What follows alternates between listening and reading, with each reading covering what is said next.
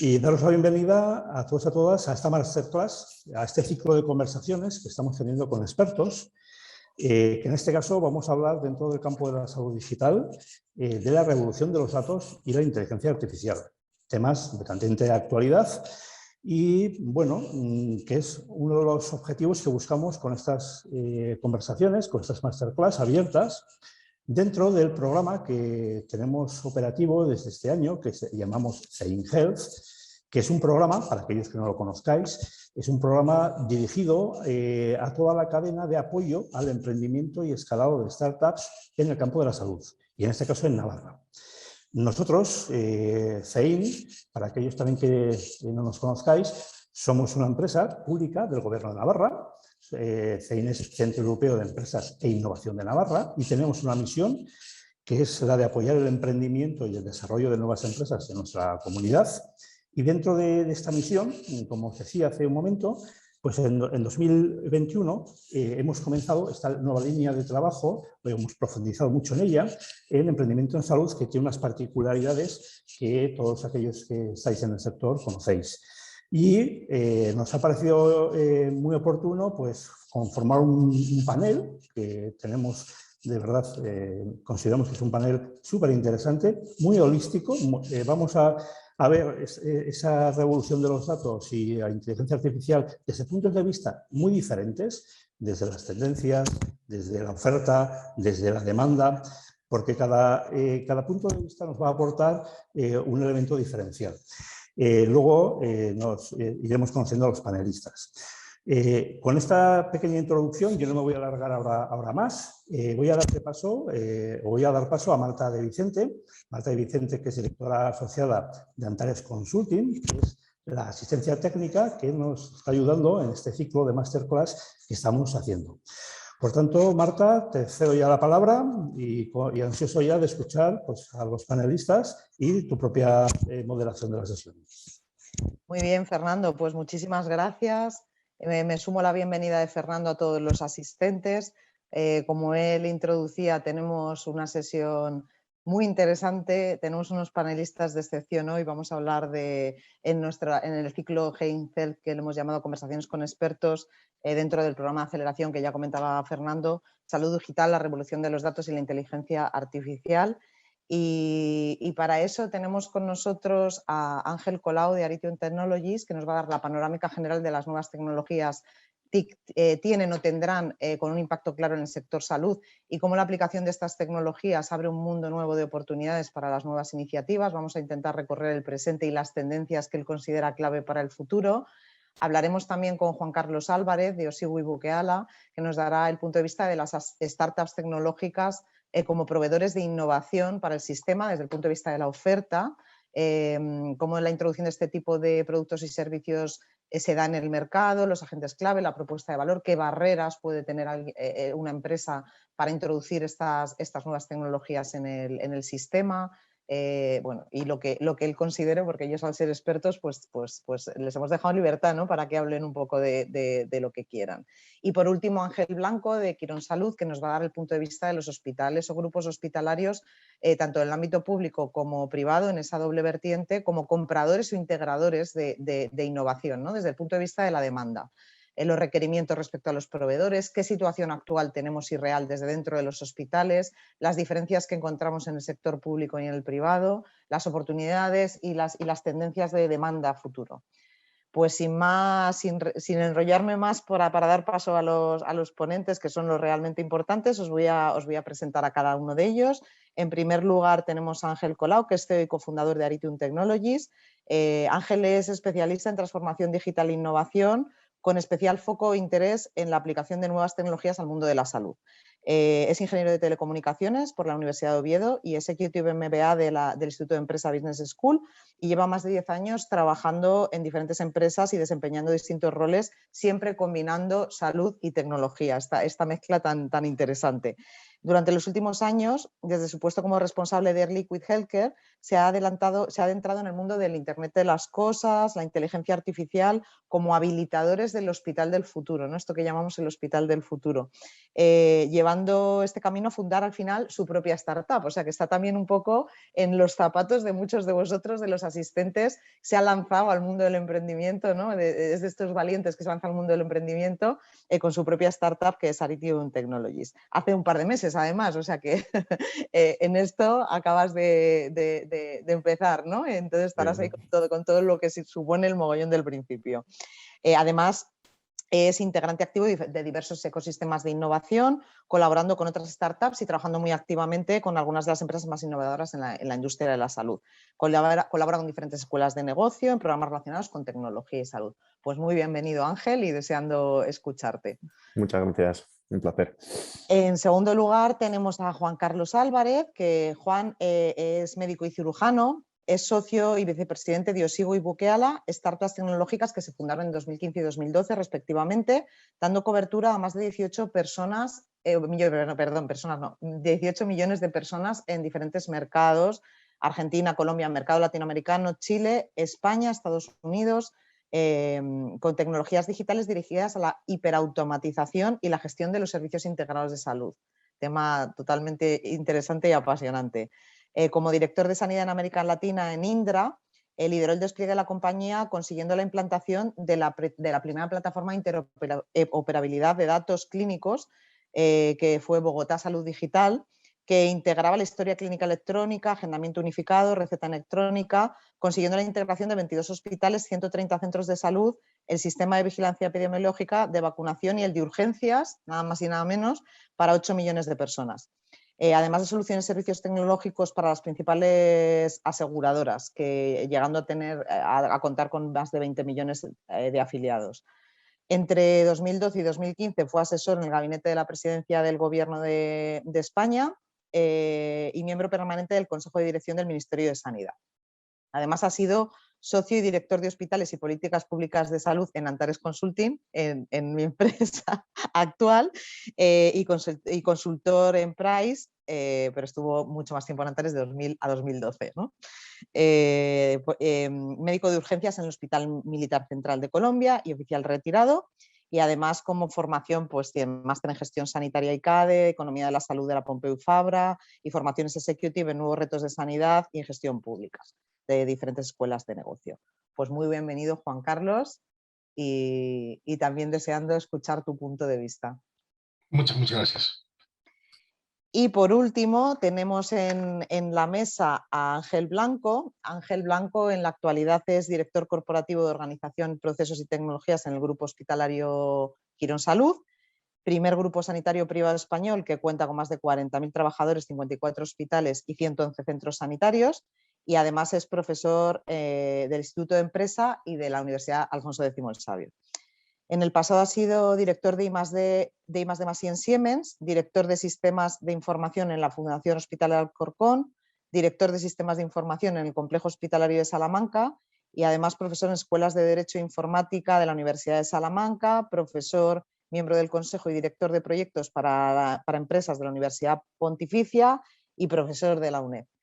Estos currículum que tenéis al final os complica mucho la presentación porque tenéis tanto bagaje y tanta formación que al final tenemos que hablar mucho, ¿no? Y es un poco complicado. Como veis, es un lujo de panel que tenemos hoy y no quiero hablar más, les voy a dar paso a ellos. Empezamos por Ángel. Nos van a hacer cada uno de ellos una breve presentación de unos 15 minutos sobre la temática que les hemos propuesto y que amablemente han aceptado. Y luego tendremos un debate abierto y una mesa redonda en que podremos charlar con ellos y vosotros podréis intervenir, los participantes podréis intervenir a través del chat. Cuando vayáis viendo cuestiones que os surjan o preguntas, escribís en el chat y al final de la sesión les trasladaremos esas preguntas para que os puedan contestar. Pues nada más, Ángel, compartes tu presentación y comenzamos con la sesión. Muy bienvenidos a todos.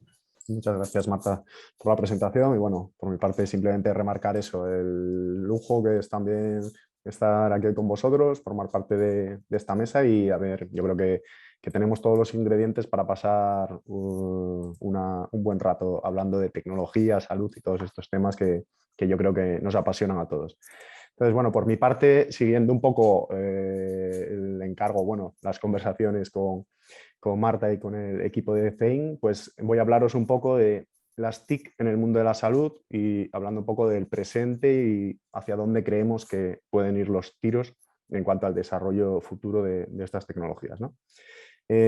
Básicamente eso, siguiendo simplemente estos 3 puntos, en qué punto estamos, cuál es un poco la foto actual, haciendo referencia a algún informe, algún estudio que nos pueda posicionar un poco, qué tecnologías van a ser clave en el futuro de la salud, cuáles se barrunta o en base un poco ya a las inversiones hacia dónde están yendo, pues cuáles se cree que van a tener recorrido en los próximos años, que lógicamente y por yo creo que el título de la masterclass es clave, ¿no? Los datos y la inteligencia artificial, pues parece ser que es una de las grandes tendencias y uno de los grandes focos que vamos a tener en los próximos años. Y luego algunos ejemplos de cómo se están adoptando estas tecnologías a día de hoy, ¿no?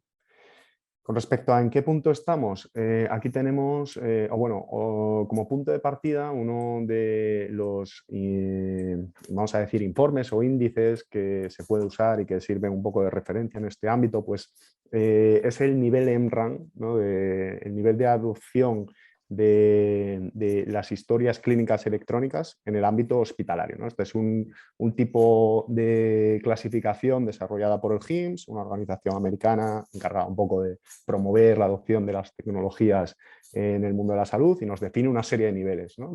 Pues, en función del hospital, pues si fuera un hospital que trabaja 100% en papel, pues un stage 0 y a partir de ahí, según vamos integrando tecnología, bueno, TIC en este caso, pues iríamos avanzando dentro de los distintos niveles, ¿no? Pues desde un nivel 1 en el que se introducen una serie de departamentales, laboratorio, radiología, farmacia, y a partir de ahí, pues niveles subsiguientes en los que se va incorporando más tecnología, ¿no? Hasta llegar a un nivel 7 en el que realmente pues, tuvieras un hospital 100% digital, en el que incluso se incorporaran elementos adicionales de analítica avanzada para ayudar a la toma de decisión de los clínicos y demás. Bueno, sin entrar mucho más en detalle, lo que nos sirve es al final para generar algún tipo de clasificación, vamos a decir, ¿no? Esta es una gráfica, bueno, la resolución no es muy buena porque está sacada del informe de HIMSS, pero bueno, nos sirve para ver, y bueno, llega hasta 2017, que es hasta donde había datos agregados, pero podemos ver, bueno, que al final España, pues estamos ahí en un punto, en lo que podría ser un ENRAN nivel 4, que realmente desde un punto de vista comparativo con otros países europeos o incluso en otros países del mundo, pues estamos en un nivel medio alto, vamos a decir. Sí que se ve que los países del norte de Europa pues históricamente han tenido niveles altos y siempre se han mantenido muy arriba, pero bueno, en España desde esta foto, que es, como digo, digitalización ámbito hospital, pues estamos un nivel medio alto, vamos a decir. Luego otra perspectiva interesante, que este es un índice ya con más foco en el mercado español, es desarrollado por FENIN, publicado el año pasado, en el que han evaluado también, ya desde una perspectiva más amplia, más de sistema de salud, ¿no? Integrando primaria, otros centros de especialidades, bueno, todas las distintas capas del sistema sanitario, pues también han analizado un poco, pues, oye, en qué punto estamos desde el punto de vista de madurez digital. Lo han estructurado como con 4 ámbitos, ¿no? Servicios digitales para pacientes, servicios digitales para profesionales, infraestructura TIC de salud digital y sistemas analíticos, y luego le han dado un nivel a cada una de estos ámbitos, ¿no?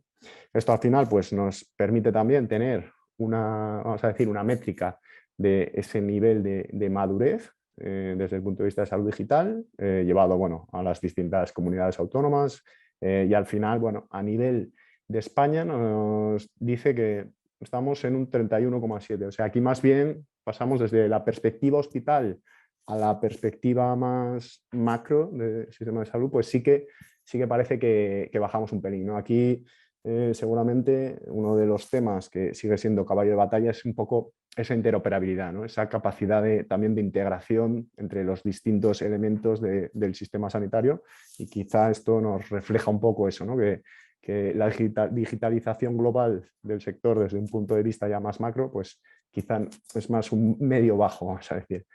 Y esto luego, otra visión interesante para incorporar es, bueno, la de la pasta. Oye, realmente cuánta pasta se está poniendo en TIC en salud, ¿no?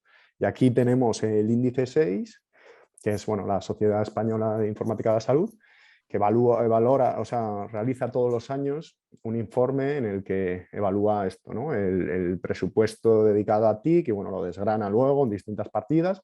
Pero bueno, aquí lo que sí nos arroja es que desde un punto de vista global, comparando el presupuesto TIC de las comunidades autónomas de la visión es Sistema Nacional de Salud, pues estamos en un 1,24, ¿no? Siempre más o menos en torno a un 1,2 de inversión en TIC en salud, lo cual, si lo comparamos con una visión más global del sector a nivel mundial, pues siempre suele estar más en torno a un 3, 4, o sea, sí que al final tenemos ahí también un gap desde el punto de vista de inversión, que bueno, lo que sí refleja al final es que realmente, y como la visión también global del Sistema Nacional de Salud en España, que sí que somos bastante eficientes utilizando el dinero, pero bueno, quizá el futuro nos llevará a necesidades mayores de inversión, ¿no?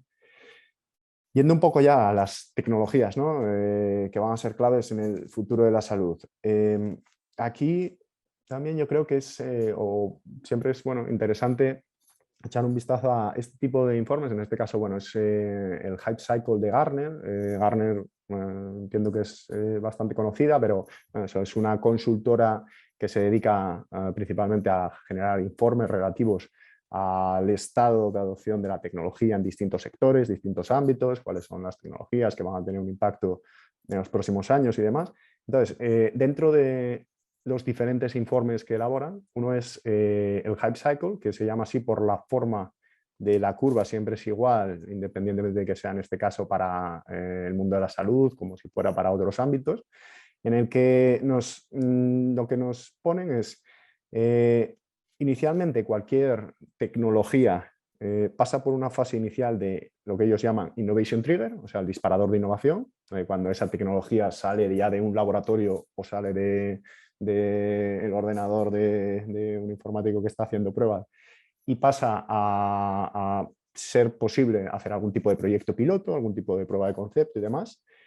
Cuando eso ocurre, generalmente asumimos que esa tecnología va a cambiar el mundo, es por lo que las expectativas con respecto a esa tecnología pues suben rápidamente hasta que llega a este pico en el que lógicamente la mayoría de tecnologías no cambian el mundo, con lo cual se genera una desilusión, que es esta bajada con respecto a las expectativas, hasta que poco a poco, con el paso del tiempo, se va superando esta curva de aprendizaje, se va identificando cuáles son los casos de uso en los que esta tecnología realmente puede aportar valor, y finalmente ya entramos en pues a que sea una tecnología productiva, vamos a decir, o que se pueda escalar y adoptar un poco más de forma masiva, ¿no? Dentro de eso, pues bueno, veis aquí que tenemos un montón de tecnologías diferentes. Luego a cada una de ellas, pues lógicamente la velocidad con la que recorren la curva puede ser diferente. Ya veis, por ejemplo, blockchain en salud, que es una de las tecnologías también de las que se lleva hablando tiempo y de las que se sigue hablando. Desde esta perspectiva, en este caso, Gartner considera que queda más de 10 años para que esta pueda llegar a tener ya una adopción o a escalar dentro del sector de la salud, o sea, va a tener un desarrollo lento. Sin embargo, hay otras pues, que están más en 2, 5 años. Al final lo que vemos, tratando de agruparlo un poco, es que tenemos mucha analítica de datos, mucha parte de IA, tenemos bueno, muchas herramientas digitales de distinto tipo, como van a ser historia clínica electrónica, además, temas que llevan mucho tiempo estando entre los devs, vamos a decir, del sector. Y luego pues tenemos temas como el IoT, blockchain, realidad virtual, aumentada, robótica, bueno, diferentes tecnologías en diferentes puntos de la curva y con diferentes modelos. Pero bueno, sí que es cierto que el gran impacto, el gran aglutinador, quizás está, y por eso decía lo de acertado del título de la sesión, ¿no? De la analítica de datos y la inteligencia artificial, ¿no? Yendo luego a la perspectiva un poco en España, ¿no? Dentro de ese índice 6 del que os hablaba, también tenemos una información interesante que es los responsables TIC de las distintas comunidades autónomas, cuáles consideran que son los proyectos tecnológicos o las tendencias tecnológicas más relevantes, ¿no? Sí que es cierto que dentro del informe se lo limitan a estas dos opciones, al cloud computing o al big data, y aquí podemos ver pues, la evolución desde 2017 hasta 2020 de cuáles han contestado que tenían implantados proyectos de cloud computing o de big data. Cloud computing entendido desde el punto de vista de que puede ser, bueno, en el 99% de los casos van a ser cloud privada, ¿no? O sea, la perspectiva de sistema regional de salud en el que, desde un punto de partida en el que, por ejemplo, los hospitales tienen sus propios CPDs, hasta una visión en la que todos esos CPDs se consolidan en uno único, que desde esa forma da servicio a los distintos hospitales, creando esa idea de cloud privada, ¿no? Interesante especialmente que de cara al año que viene, ¿no? Decían en 2020, de las comunidades que tenían proyectos implantados de Big Data, que eran 9 en 2020, 14 dicen que tienen previsto implantar proyectos de Big Data en el año siguiente, ¿no? O sea, se ve que desde el punto de vista de responsable TIC a nivel de comunidad autónoma en este caso, pues un interés enorme en desarrollar proyectos de Big Data, ¿no? Incluso tenemos una visión un poco más detallada, que es esos proyectos prioritarios categorizados en distintos tipos. Como decía, bueno, tenemos aquí interoperabilidad, que yo creo que llevará desde 2005 y sigue siendo uno de los caballos de batalla, ¿no? del sector. Pero si nos vamos un poco a los trend topics, ¿no? Pues tenemos análisis de datos y generación de conocimiento, ¿no? Lo que hablamos, esa aplicación de algoritmos de inteligencia artificial, técnicas de deep learning para creación de clusterización y demás, pero toda esa parte de análisis de todos esos datos que el sector salud en concreto y los hospitales y demás centros pues llevan acumulando datos durante muchos años y ahora se abre la vía a poder explotarlos y a poder utilizarlos, ¿no? Y desde ese punto de vista pues se ve que es uno de las claves en las que los responsables TIC están poniendo su vista, ¿no? Por poner algunos ejemplos de cómo se están adoptando estas tecnologías a día de hoy, bueno, aquí tenemos una imagen, ¿no? La que, bueno, un gráfico elaborado por CB Insights, otra consultora tipo Gartner, en la que nos pone aquí pues, las 90 startups de salud, de inteligencia artificial en salud, más relevantes, ¿no? O las que hay que seguir de cerca, ¿no? Aquí, desde ese punto de vista, desde aplicaciones de inteligencia artificial en salud, ya nos da una serie de áreas de aplicación. Por ejemplo, tenemos toda la parte vinculada a imagen médica y diagnóstico, o sea, lo que es que la inteligencia artificial nos ayude a identificar patologías, a identificar diagnósticos. Un grupo importante también vinculado al descubrimiento de fármacos, toda la parte farma en la que la inteligencia artificial, el Big Data está teniendo un gran impacto desde el punto de vista de acelerar los tiempos de desarrollo de los fármacos. Luego vemos un ejemplo de una empresa.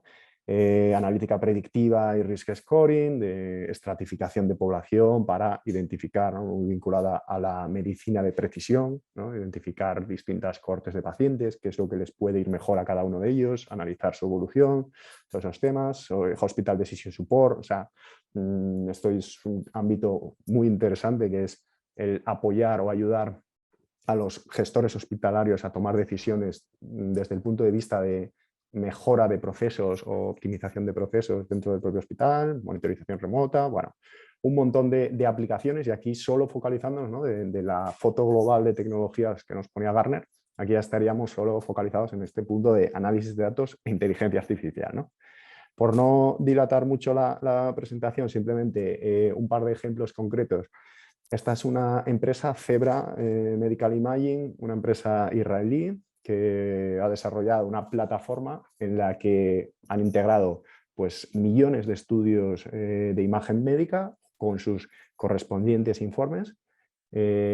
A partir de esa información el sistema, pues si a aplicación de tecnologías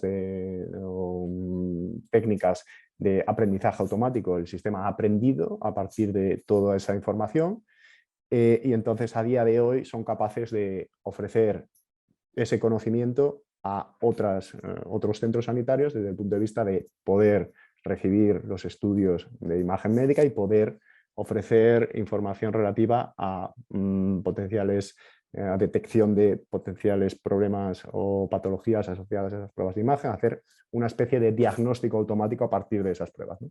Tema interesante también desde un punto de vista y algo que refleja cómo este tipo de tecnologías pueden cambiar incluso pues, los modelos de negocio, los modelos de colaboración. Dentro de su propia plataforma, Zebra Technologies, Zebra Medical Imaging, perdón, ofrece también la posibilidad de que un científico de datos pueda desarrollar un algoritmo, pues a lo mejor un algoritmo de detección de patologías en pruebas de mamografías y que ese algoritmo se pueda, por así decirlo, subir a la plataforma y cada vez que un estudio es informado utilizando su algoritmo, ese científico de datos recibiría una pequeña contraprestación económica, ¿no? O sea, es una manera de monetizar ese conocimiento generado, ¿no? Esos algoritmos. Tema bastante interesante.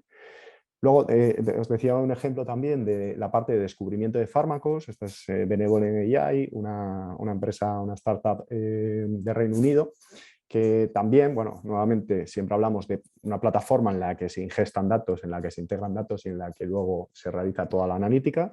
En este caso ellos pues lo que integran son papers de todo tipo, historias clínicas electrónicas, pruebas, o sea, o análisis genómicos, todo el conocimiento que se haya generado en torno a un ámbito concreto, a una patología concreta, integrando también tecnologías de procesamiento del lenguaje natural para poder estructurar todos esos papers, todos esos informes que se hayan generado. Y a partir de ahí lo que ofrecen es una interfaz en la que los investigadores puedan realizar ciertas consultas sobre esa base de datos, ¿no? Imaginaos, por ejemplo, un investigador que quiere analizar qué sustancias pueden ser buenas para el tratamiento de una enfermedad concreta, ¿no? La esclerosis lateral amiotrófica, por ejemplo, uno de los ejemplos que el otro día ponían. Pues puede entrar a esta plataforma y empezar a identificar relaciones, ¿no?, entre esa patología y aquellos pacientes que han tenido una evolución mejor, pues en base pues eso, a sus análisis genómicos, en base a sus análisis clínicos, historias clínicas electrónicas y demás, y poder identificar aquellas sustancias con más probabilidades de tener éxito, ¿no? Entonces, ellos, una vez que pasas ya a la fase de laboratorio, ya te llevas o te centras sobre aquellas sustancias que más probabilidades tienen de ser exitosas, ¿no? Al final, lo que consigues de esta forma es reducir los tiempos de desarrollo de los fármacos y, por tanto, la industria farmacéutica está poniendo mucho el foco en este tipo de aplicaciones, ¿no?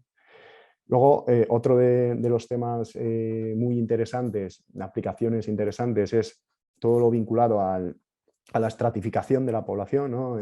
Pensad, por ejemplo, que bueno, al final un sistema sanitario como el español en este caso, pues con una población de pacientes crónicos creciente, y que pues, se habla en torno al 20% de la población, que genera el 80% del gasto sanitario. Ese gasto sanitario, ese 80%, una gran componente es gasto sanitario hospitalario, ¿no? Pacientes que tienen algún tipo de exacerbación y necesitan ir al hospital. Pues para eso, esos tipos de pacientes es donde se implementan mecanismos de atención domiciliaria y para intentar reducir el número de visitas al hospital, ¿no? Al final es un tema de, por un lado, ofrecer una mejor atención y además ser más eficientes desde el punto de vista de costes.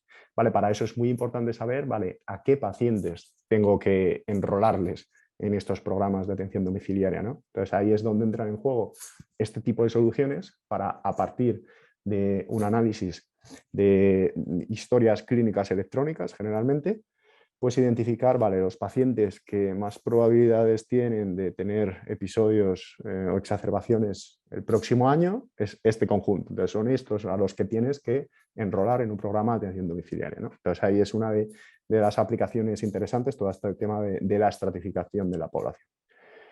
Y luego otro ejemplo vinculado más a esta parte que os comentaba de la gestión hospitalaria, ¿no?, de cómo a partir del análisis de los datos, a partir de la aplicación de técnicas de aprendizaje automático, se pueden optimizar procesos hospitalarios, ¿no? Es, por ejemplo, esta empresa, Kensai, que es una empresa americana, en la que básicamente, pues por poner un caso de uso que se entienda más fácil, pues imaginaos, por ejemplo, para la planificación quirúrgica, pues siempre es interesante saber, o es necesario saber, ¿no?, cuántas camas de hospitalización vamos a tener disponibles, ¿no? Imaginaos ya la programación quirúrgica de la semana que viene, ¿no?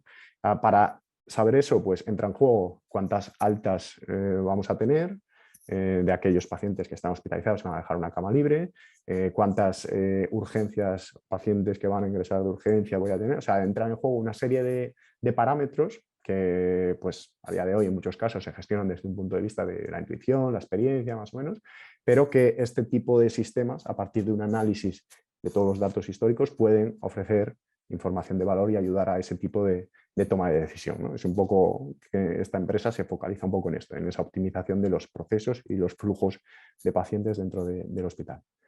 Luego traía aquí, pero bueno, que era un vídeo, pero como se saldrá a YouTube y demás, pues igual no sale bien del todo, y por no comerme tiempo del resto de ponentes, básicamente desde el punto de vista de asistentes virtuales, el nivel en el que estamos de madurez de la tecnología, de los chatbots conversacionales y todo lo que pueden hacer por detrás, ¿no? Desde el punto de vista de la facilidad o el nivel de madurez al que ha llegado las técnicas de reconocimiento del lenguaje natural, pues sabéis que todo el tema vinculado a Alexa, a Google Assistant, demás, hace que se puedan plantear ya operaciones o que estos asistentes nos ayuden con cosas que hace unos años eran impensables, ¿no? Por ejemplo, este es el ejemplo en el que el asistente de Google llama por teléfono a una peluquería para reservar una cita a la persona que se la había encargado, ¿no?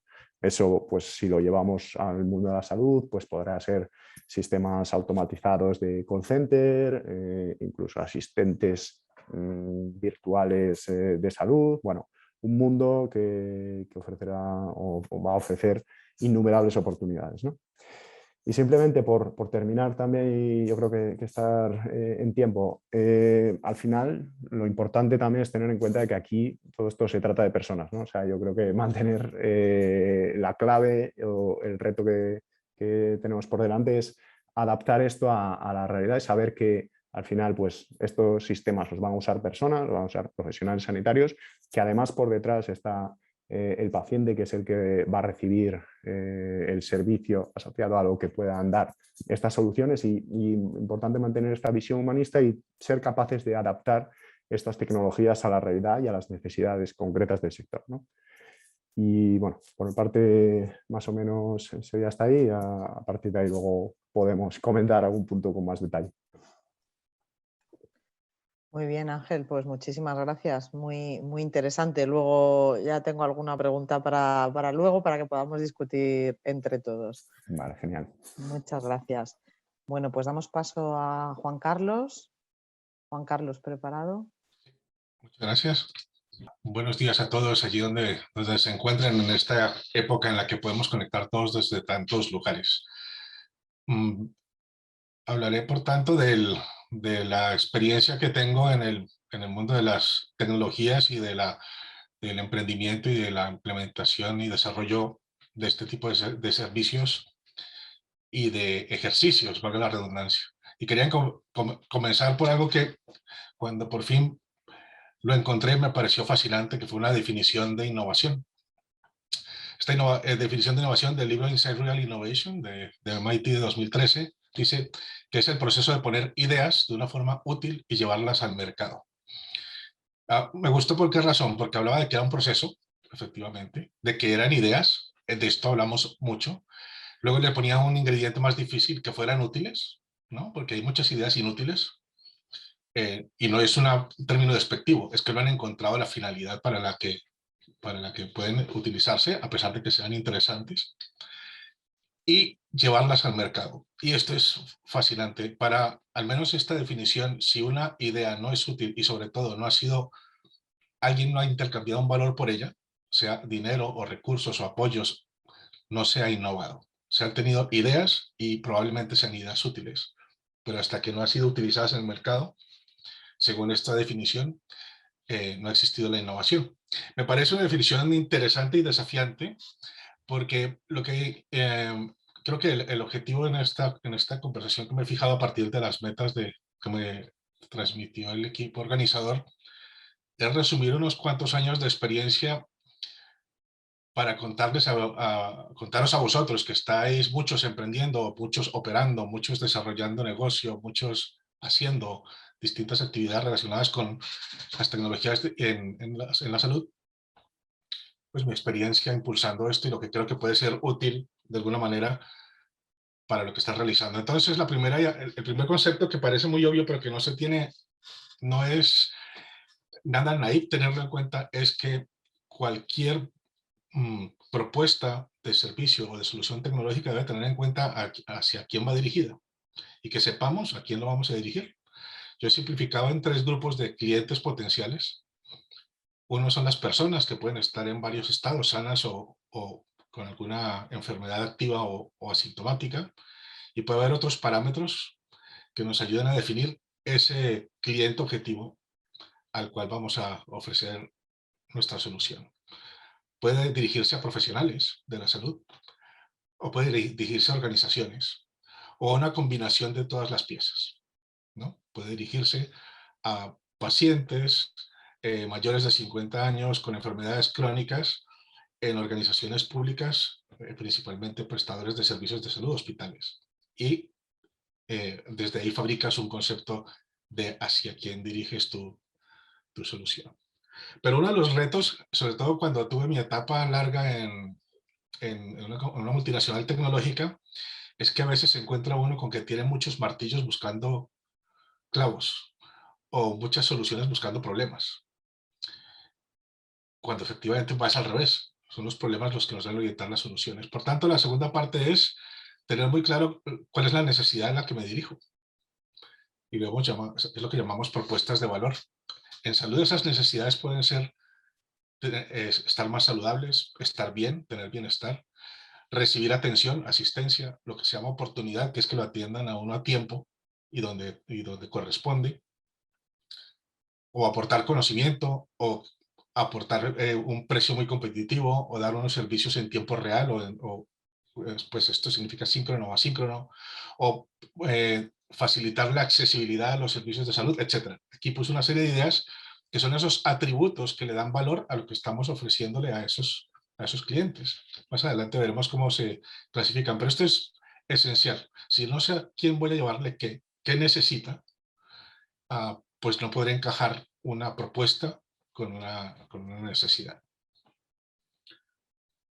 Vamos a ir viendo que esto está configurándose en una estructura de análisis pues, que es muy conocida, pero de una vez queda organizado. Entonces, estas dos piezas, estos dos extremos de mi producto o servicio tecnológico, que son los clientes y la propuesta de valor, se conecta con un modelo de relación en el que estoy estableciendo esa conexión.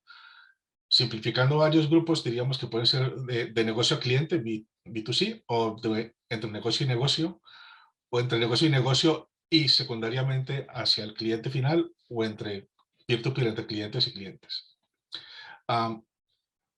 Esto diferencia totalmente la forma de aproximarnos a la puesta en escena de lo que vamos a ofrecer al cliente potencial, porque las lógicas de funcionamiento de uno u otro son completamente diferentes en este tipo de elementos de la relación con el cliente. El otro elemento son los canales que vamos a ofrecer para conectar esos servicios en ese tipo de relación al tipo de cliente que he planteado.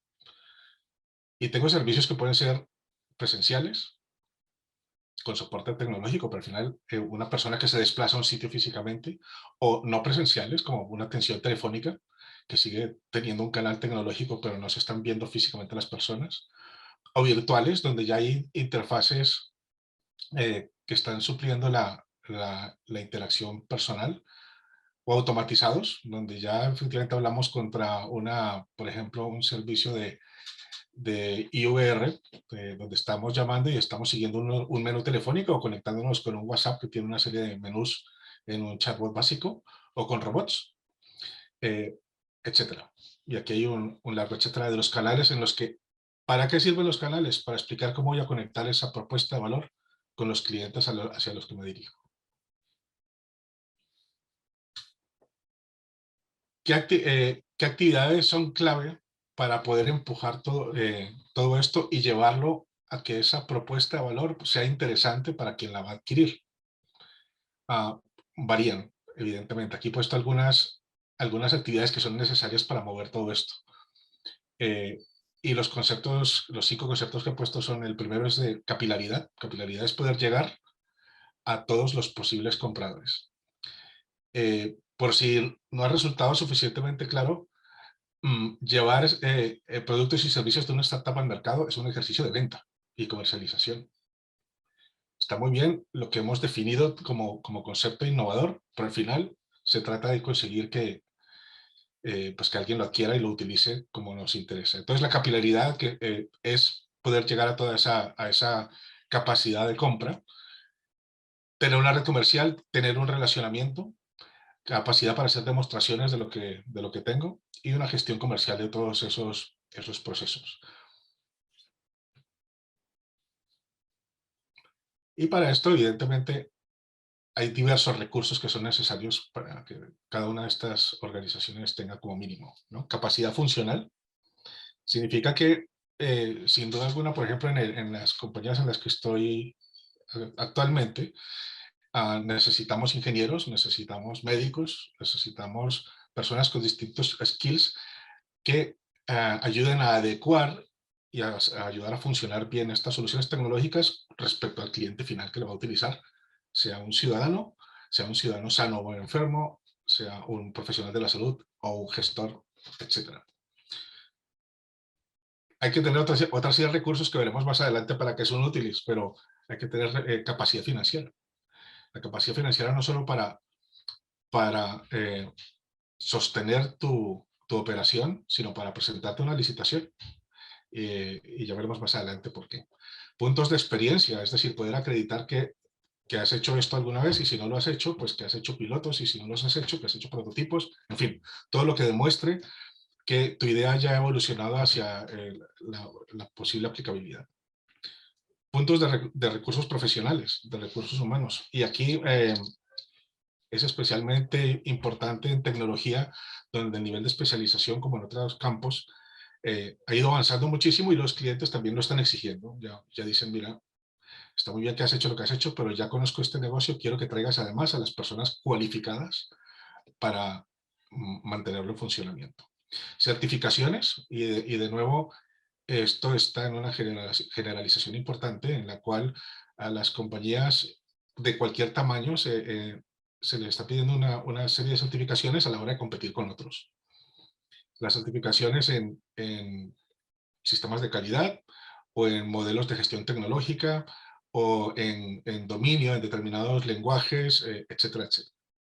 Y esto que se llama MPV, mínimo producto viable. Esto es absolutamente condición necesaria.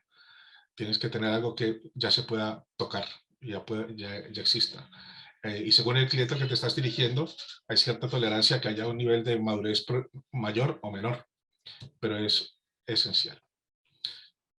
Para hacer que todo esto pueda pasar, necesitas evidentemente aliados, porque tienes el tamaño que tienes en tu organización. Estos pueden ser otras startups, pueden ser otras compañías grandes de distintos ámbitos, entidades gremiales, y esto me refiero a asociaciones o sociedades científicas o médicas o empresariales, etcétera, depende hacia dónde te estás dirigiendo, clústeres de innovación o aceleradores, como puede ser el caso de SEIN y similares, entidades educativas y otro tipo de apalancadores que van desde los que te pueden dar recursos económicos hasta los que te pueden facilitar la entrada en otros entornos. Cuando hablamos del modelo de negocio, es un ejercicio vital. Al final es como le vas a explicar a tu cliente cómo vas a cobrar por lo que estás vendiéndole. Y es una mezcla compleja entre la que pones un valor económico a lo que estás haciendo y lo tienes que hacer interesante para que lo quiera adquirir tu cliente final. Y hoy prácticamente en todos los sitios donde estoy trabajando, y por supuesto las compañías en las que estoy, tenemos estos modelos de negocio, son modelos de pago por servicio o pago por uso. ¿no? Software as a Service, el SaaS. Si tienes otro tipo de capacidades, por ejemplo, de infraestructuras como servicio o modalidades de entregas, donde las unidades de contabilización por las que se paga son o transacciones o procesos completos, como por ejemplo una autorización de un servicio. Las licencias todavía siguen existiendo, pero cada vez más estoy viendo que vamos pasando del concepto de licenciar al concepto de pago por uso y otras unidades de medida como los usuarios activos, es decir, te pago por la cantidad de usuarios míos que estuvieron activos efectivamente durante el mes en el que tuve la plataforma en funcionamiento. Y, o sea, yo no te pago por una disponibilidad de que tengo 2000 puestos disponibles, no, te pago por los que efectivamente se utilizaron. ¿Esto qué está significando? Realmente es un lenguaje de win-win. Es un lenguaje de win-win. Es un lenguaje en el que, desde el punto de vista de las compañías tecnológicas, estamos diciendo a quienes compran estos servicios, si tú utilizas mi solución, yo también gano. Es decir, si te soy de verdad útil, pues yo también gano. Y si no te soy útil, no va a pasar porque no lo estás utilizando. Y viceversa, quien te está comprando está diciendo, oye, es que a veces esto tiene más pensamiento desde el punto de vista de la eficiencia económica, pero la realidad es, quiero pagar por lo que realmente uso y me aporta valor. Entonces, este punto de los modelos de negocio es sensible y importante y muy dinámico. Significa que conoces el mercado. Antes de redondear lo que os he dicho, hay un resumen pues, que yo creo que es importante que vosotros tengáis, y seguro muchos lo conocéis, ¿no? Pero donde yo he resumido digamos que la trayectoria o el camino o la hoja de ruta de la venta de todo este proceso. Primero, entender que estos procesos tienen fases, comercialmente hablando, hasta que llegan al cliente, y hay una fase de prospección en la que estás ofreciendo y presentándote al mercado. De ahí puede resultar que te pidan cosas para demostrar lo que tienes y sobre todo que identificas la necesidad de un cliente. En ese momento ya se vuelve una oportunidad. Y llega un momento que finalmente te dicen, oye, preséntame algunos números y algún planteamiento y pasas a una fase de propuesta. Y si todo va bien, pasarán pues te comprarán un servicio o si no, habrán desenlace en el sentido contrario. Y hay que entender que en general hay 3 componentes en los procesos de compra. En general, hay una fase grande de preventa, una fase de request for information, que es cuando te piden una primera cotización que no es definitiva, pero ya están evaluando características, pidiendo ofertas orientativas. Y una fase más competitiva ya final, que es el request for proposals, que es cuando te piden la propuesta final. A veces uno tiene mucho entusiasmo y no conoce esto y está en fase de preventa y uno siente que está en la fase de propuesta. Y está bastante atrás. Tened en cuenta que mi experiencia a día de hoy desarrollando este tipo de actividad en América y en Europa, en tecnología, estamos hablando de procesos de venta que se tardan alrededor de entre 1 y 2 años. 1 y 2 años. Explíquenle eso a su board de que van a tardar vendiendo el desarrollo en unos años. Claro, hay tamaños, ¿no? Evidentemente, pero pretender que una venta recorre todo este proceso en menos de 6 meses, pues puede ser un nicho muy maravilloso, etcétera, pero hay que tenerlo en cuenta. Por lo tanto, ese time to market es el tiempo que transcurre hasta que por fin te piden una propuesta, y luego el time to sale es el que les acabo de explicar. Acá hay una pirámide, hay que hacer mucha actividad de preventa para lograr unas oportunidades para unas propuestas y tener un desenlace. ¿Por qué les comento esto? Porque a mí no me lo explicaron. O sea, cuando yo entré empecé a impulsar compañías de este tipo hace muchos años, yo pensaba que porque yo tenía una buena idea me la iban a comprar. Y todo esto tiene su lógica, al final es una operación mercantil. Por último, yo resumiría 4 características que hay que tener en estos momentos. Inteligencia, persistencia, resistencia y resiliencia. Es decir, hay que ser hábiles para moverse comercialmente, hay que conocer ese entorno, hay que persistir, es decir, perseverar bastante y tener mucha constancia, tener resistencia a todas las dificultades, barreras o cambios que tiene tu entorno, y hay una serie de ellos, y resiliencia, porque esto falla y se consigue es por intentos sucesivos. Todo esto que hemos contado me ayuda a mí a resumir modestamente cuáles diría yo que son las características del enfoque, dependiendo de si estoy hablando del sector público o del sector privado. Si estoy hablando en el caso, por un lado, para el sector público, yo diría que estos son los elementos generales, ¿no? Yendo de derecha a izquierda, pues evidentemente dirigiéndonos a esos clientes, lo que veo es que el cliente del sector público demanda soluciones más B2B. Es más difícil que llegues al cliente final tú directamente, pero estás proviendo capacidades para que esa actividad se realice. Están pidiendo para todos los canales en este momento. Yo ya he hecho ofertas de robótica, etcétera, en el sector público, con distintos tamaños. Las propuestas de valor en el sector público siguen estando pues, precisamente en la cobertura del servicio general, en resolver bien la atención, en no reducir los tiempos de espera, en aumentar el conocimiento de la operación y de todo lo que está sucediendo con el ejercicio, de tener precios competitivos, facilitar el acceso a los servicios, dar autonomía a los usuarios, tener la mayor calidad posible, tener muy buenos servicios postventa, y esto es soporte, mantenimiento y evolución de la tecnología. Estandarización, ya hemos hablado todos de interoperabilidad y similares, pues hablamos de llevar a ese nivel los datos. Y un punto importante que es la localización. Parece evidente, pero a veces perdemos la perspectiva. En la medida en que nos movemos entre países e incluso entre regiones, pues hay que tener en cuenta que cada región pide lo suyo. Desde requisitos de lengua, de legales, incluso cuando vas a determinados países hay puntos que suman a la licitación si tu equipo es del país en el que estás, ¿no? Etcétera. Todo esto hay que irlo manejando. Las actividades claves para el sector público, pues el relacionamiento es importante. No es lo más importante, pero es importante. ¿Por qué? Porque en el sector público, si tú llegas cuando salió la licitación, llegaste tarde. Siempre llegaste tarde. Llegaste tarde no es porque tú vayas a escribir la licitación, es que hay unas fases previas donde se está analizando y preparando lo que 1 año o 2 años o 3 años más tarde va a salir. Entonces hay que trabajar con mucha constancia e intensidad el sector público para encontrar tu espacio y ubicarte en él.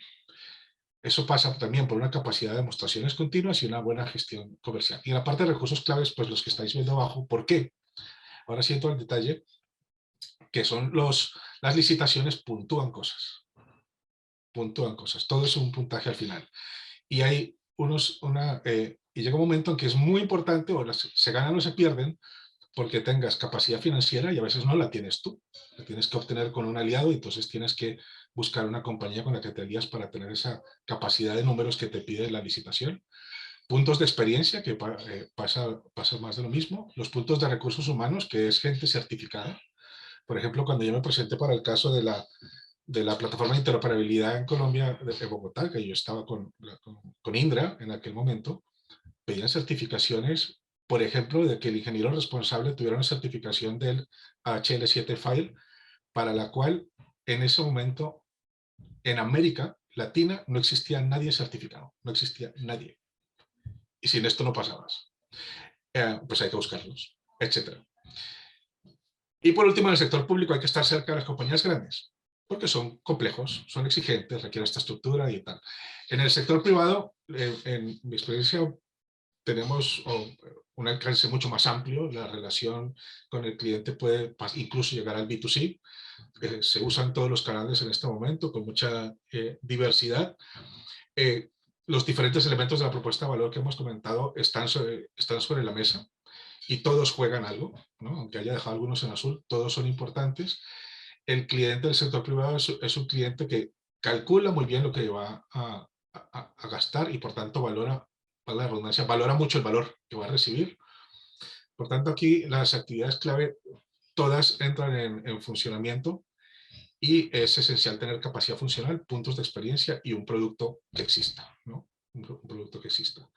Y en el ámbito de las asociaciones, aquí sí las alianzas con otras startups ayudan bastante porque ayuda a combinar capacidades.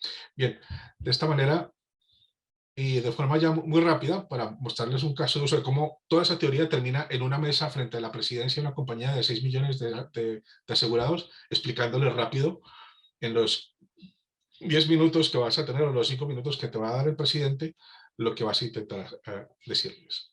Esto es una presentación real de un cliente mío en la que habíamos presentado varias cosas y decíamos, en resumen, de qué se trata lo que le estábamos proponiendo. Le resumimos que entendemos su problema, qué retos tiene y qué metas estratégicas tiene. hemos hecho un trabajo de consultoría con él para entender su necesidad, porque es para ofrecerle algo, como hemos visto, tenemos que entender al cliente y sus necesidades. Después de que hemos estado claros en lo que él necesita y nosotros necesitamos, esto es un ejercicio rápido basado pues, en el expertise de todos, explicas por qué tú puedes, ¿no? Y en nuestro caso estamos diciendo que no reinventamos, sino que nos acoplamos, porque para estos clientes que hacen, en particular ha hecho una inversión gigante antes, y dice, wow, yo no puedo tirar a la basura lo que he hecho, pero no lo estoy pudiendo poner en marcha y necesito actuar rápido, y es donde encontramos nosotros nuestro espacio de posicionamiento. Explicamos que tenemos una serie de productos, el producto 1, el producto 2, el producto 3, y con un aliado hacemos el producto 4. Le ayudamos a entender eso tan complicado que decimos que podemos hacer cómo se hace y le decimos, oiga, hoy usted atiende personas en distintos puntos todo el tiempo, que es lo que simbolizan estos muñequitos de colores con distintas especialidades. Y le estamos diciendo que podemos proporcionarle a través de una plataforma que recoge autorizaciones individuales cada vez que una persona pasa por cada uno de esos puntos, algo que es esencial para ellos, además de las autorizaciones, que es información del desempeño de la organización continuamente en todos los puntos de atención.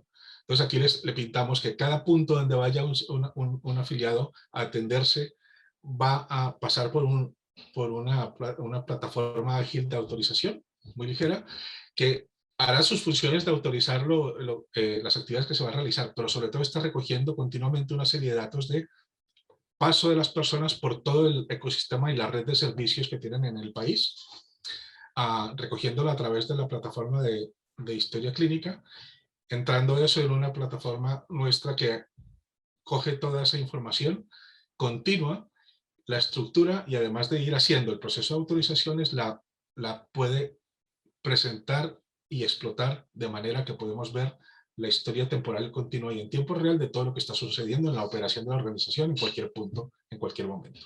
Todo lo anterior ha sido para llegar a esto, que es donde finalmente el cliente dice, wow, ya lo vi, esto me resuelve mi problema. Ya entendí cómo funciona, luego hablarán ustedes con los equipos de tecnología que son los super expertos, pero yo que estoy arriba con mi problema de visión explotándome en la cara, pues tengo una alternativa sobre la mesa. Este segundo caso ya por cuestión de tiempo no lo presentaré. Muchas gracias. Seguro que muchos han anotado muchos tips que has dado para presentar una oferta, una propuesta de valor a sus clientes. Y ahora, nada, muchas gracias por la intervención. Vamos a dar paso a Ángel, que nos va a dar la otra cara de la moneda, la visión del comprador, ¿no? Del integrador de soluciones. Y nada, adelante Ángel, cuando quieras. Pues muchas gracias Marta y también a Fernando por la invitación. Así que aquí, bueno, os voy a intentar dar la vista de cuál es nuestro plan estratégico en este sentido. Os va a sonar raro como plan estratégico, pero bueno, es así.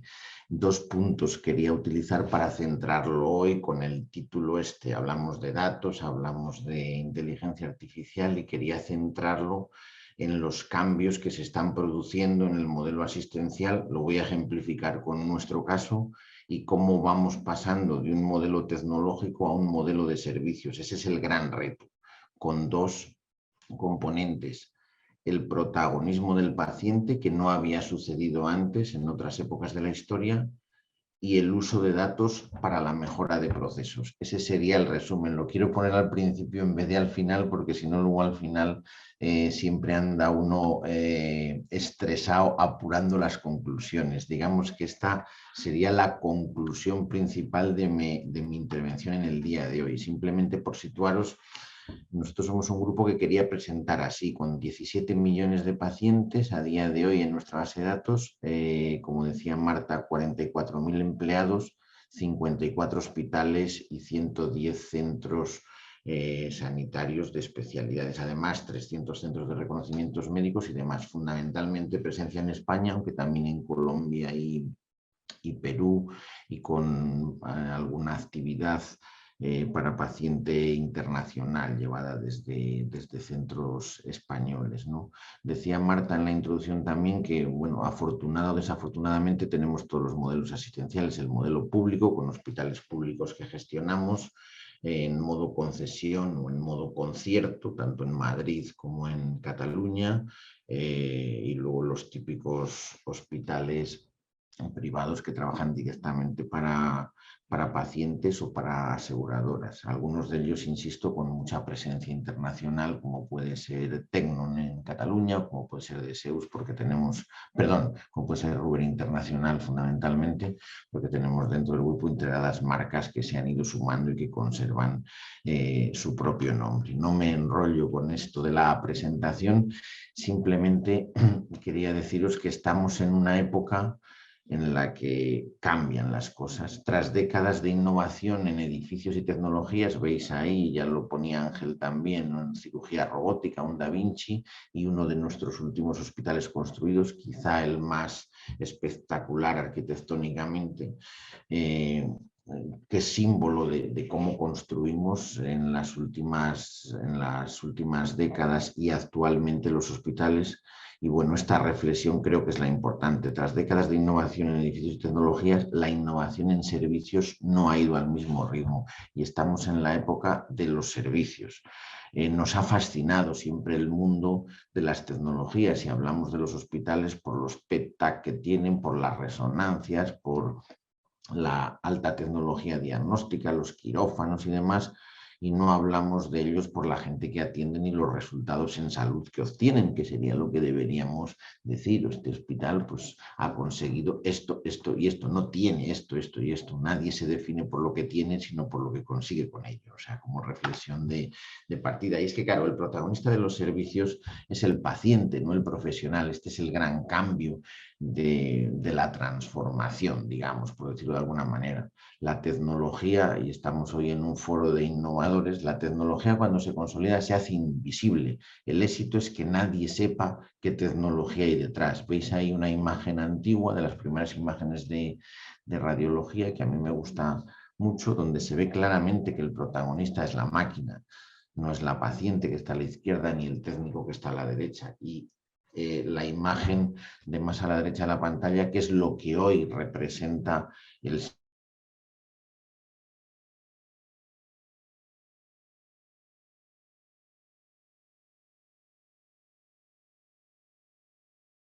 diferente, y son pacientes que no se preguntan cuáles son las características de los rayos X o cuáles son las características de la integración DICOM o de los niveles HIMSS, NRAM, como decía Ángel en su presentación. No tienen ni idea de esto. El mundo de los servicios sigue otros derroteros, convierte todo en invisible. Es una base, pero lo debe convertir en invisible.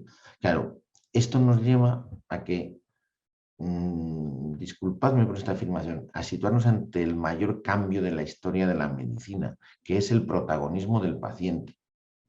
No es las innovaciones en laboratorios, la penicilina, los rayos X. Este va a ser el cambio que más nos va a impactar como organizaciones y como profesionales, que más nos está impactando, porque pensábamos que estábamos libres de ello. He puesto ahí los 5 puntos que son como los 5 asteriscos de TripAdvisor. Hace años, cuando nosotros empezamos a introducir el sistema de valoración de médicos y de personal, todo el mundo pensaba que estábamos locos, que esto no tenía sentido en el sector sanitario, porque claro, los pacientes no saben, ¿no? Es que esto no va de saber, va de decidir, ¿no? Nos viene un usuario, y perdonad que insista tanto en esta primera parte, en el usuario, en el paciente, en la familia, en la gente, que viene con sus tecnologías, que tiene en su mano una tecnología superior a la que tenemos nosotros en nuestras manos, y que por primera vez en la historia de la medicina nos viene una innovación de la calle. No significa que dentro no hagamos innovación, pero nos viene innovación de la calle, cosa que no nos había sucedido antes. Y esta innovación además es igual en todos los sectores, o sea, no somos unos privilegiados que nos podemos situar en una situación de superioridad, con lo cual diría que nos enfrentamos más a un cambio social que a un cambio tecnológico. dirigido probablemente por este aparato de los superpoderes que veis ahí, que todos llevamos en el bolsillo, que creo que es el ordenador que ha cambiado, no es la nube, no son los superconductores, es un dispositivo que es caro, que nadie ha dicho que sea algo de tecnología simple, pero que está en un bolsillo, no está en grandes centros como antiguamente. Estas tecnologías de la información que aparecen hoy y que son diferentes de las tecnologías de diagnóstico y del tratamiento, nos acercan el hospital a casa con un rol diferente al que tenía anteriormente, que es el de seguimiento continuo del paciente, y dejadme que afirme esto, cuyo diagnóstico y tratamiento tiene que hacerse sin que nadie rompa con la vida cotidiana, y pocas veces escuchamos esto en los discursos. O sea, un paciente oncológico, un paciente cardiológico, un paciente neurológico, un paciente traumatológico, me da igual, nuestro reto es diagnosticarle y tratarle mientras hace su vida como la hacía anteriormente, no hacerle romper con su vida cotidiana y hacer que la enfermedad sea lo único protagonista de su tiempo y de su futuro. Esto tampoco lo hemos hecho en el pasado. O sea, hemos pensado que cuando alguien está enfermo solo se tiene que preocupar de su enfermedad, y organizamos las cosas en torno a su enfermedad, no en torno a su vida. Con lo cual, creo que este nuevo hospital en el que estamos trabajando es más un concepto que un edificio en ese sentido, ¿no? ¿Qué dicen que quieren nuestros pacientes a día de hoy? Pues dicen esas tres cosas. Quieren inmediatez, quieren transparencia y quieren atención personalizada. No quieren aceleradores de protones. No sé, o sea, suponen que tenemos la tecnología y que tenemos la habilidad quirúrgica y que eso viene de serie. O sea, todo el mundo supone que un coche funciona, le pide otras cosas adicionales, ¿no? Y establece la diferenciación en otros puntos. La base, por muy sofisticada que sea, se supone que sabemos hacer medicina, ¿no? Y quieren que la hagamos de otra manera. Y esto no va solo de tecnologías, va de cambio cultural, de cambio mental, de cambio radical en nuestros procesos. Este modelo de servicios online, os pongo aquí, es un modelo que necesariamente es transparente. Fijaos lo que está puesto ahí. Nosotros tenemos hoy 4 millones de usuarios online frente a 44.000 trabajadores. ¿Qué significa esto? Que los usuarios de nuestra tecnología, que esté en plantilla o no, que cobre una nómina o no, es anecdótico.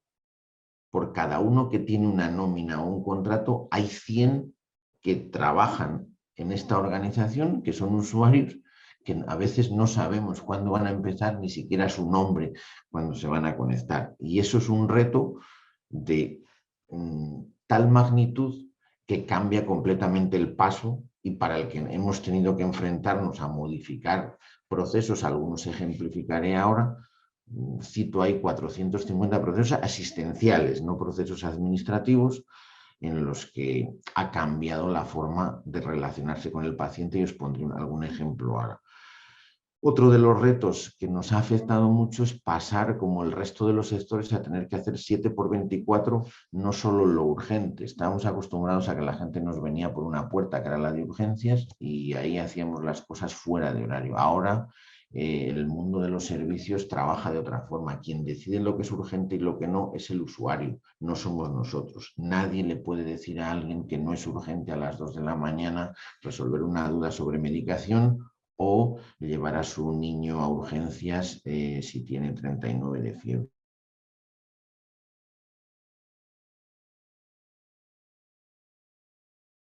En el que estamos inmersos la marca el usuario, no el proveedor. De esto sí que me gustaría a lo mejor hablar en el debate, porque es una locura esto de crear apps para que fracasen todas. Nuestro portal es nuestro mayor edificio. Solo hay una app en salud, que en nuestro caso la nuestra, solo hay una app de viajes en Iberia, solo hay una en Renfe.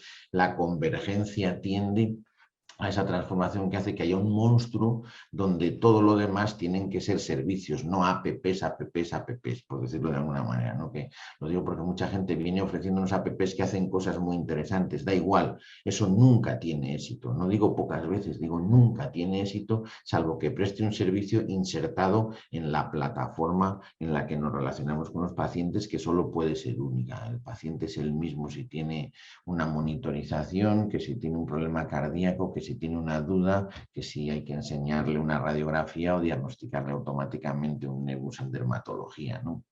Con lo cual, este nuevo modelo asistencial nos tiene que llevar a hacer las cosas antes. Os pongo ahí un ejemplo de hacer las cosas antes, hablando de Big Data, que es el tema principal de la mesa de hoy.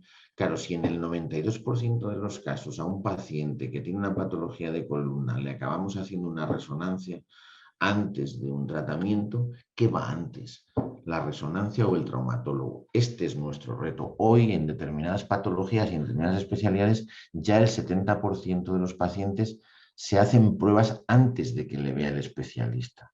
El circuito anterior era el especialista te ve en una consulta y te pide pruebas. Este es el circuito normal en la sanidad y es erróneo. ¿Por qué? Porque yo con los datos de 15 años y de 17 millones de pacientes ya puedo saber en muchos casos, no digo en todos, pero sí en muchos, ante una sospecha diagnóstica, qué pruebas tengo que hacer para que el especialista pueda hacer algo y convertir la primera consulta en una consulta de resolución, de inicio del tratamiento o de alta en muchos de los casos, y no una primera consulta en la que solo lo único que se hace es explorar al paciente y pedirle pruebas, ¿no? O sea, creo que este ejemplo se entiende muy bien porque es totalmente revolucionario en la medicina. O sea, plantar a alguien ante una prueba antes de que le vea el especialista. El segundo caso de antes, muy importante que tenéis ahí, hoy sobre una base ya de 1.500.000 pacientes, tenemos 1.500.000 pacientes cuyo diagnóstico de anatomía patológica se ha hecho en una pantalla y no en un microscopio. Los microscopios han desaparecido. ¿Por qué? Porque vienen herramientas de inteligencia artificial que te permiten sobre un flujo de trabajo presentar una imagen escaneada previamente de una biopsia o de una citología en una pantalla con además algún algoritmo que prediagnostica o que ayuda al patólogo a diagnosticar y que no le hace tener que estar en el hospital para emitir un diagnóstico, ni siquiera en el caso de una intervención quirúrgica. Puede estar en cualquier parte del mundo y estar viendo una imagen en el momento que se produce y diagnosticarla, igual que en otra época ha sido la radiología. Otro de los retos, hacer las cosas donde está el paciente y sin el paciente. Ahí tenéis un poco el esquema de, bueno, hemos abierto centros de urgencias en colegios, hemos abierto centros de urgencias en 140 residencias, donde la primera relación para valorar al paciente es online. Yo no hablo de videoconferencia, estos anuncios que salen en la tele de un pseudo médico en el móvil, no. Pienso que esto es absurdo, porque hacer una videoconferencia para resolver un problema como sustituto de una consulta no siempre es útil. Si una consulta es inútil, una consulta por videoconferencia es igual de inútil. Permitidme esta afirmación tan clara en ese sentido, hablando de lo que nosotros consumimos, porque mucha gente nos intenta vender plataformas de este tipo.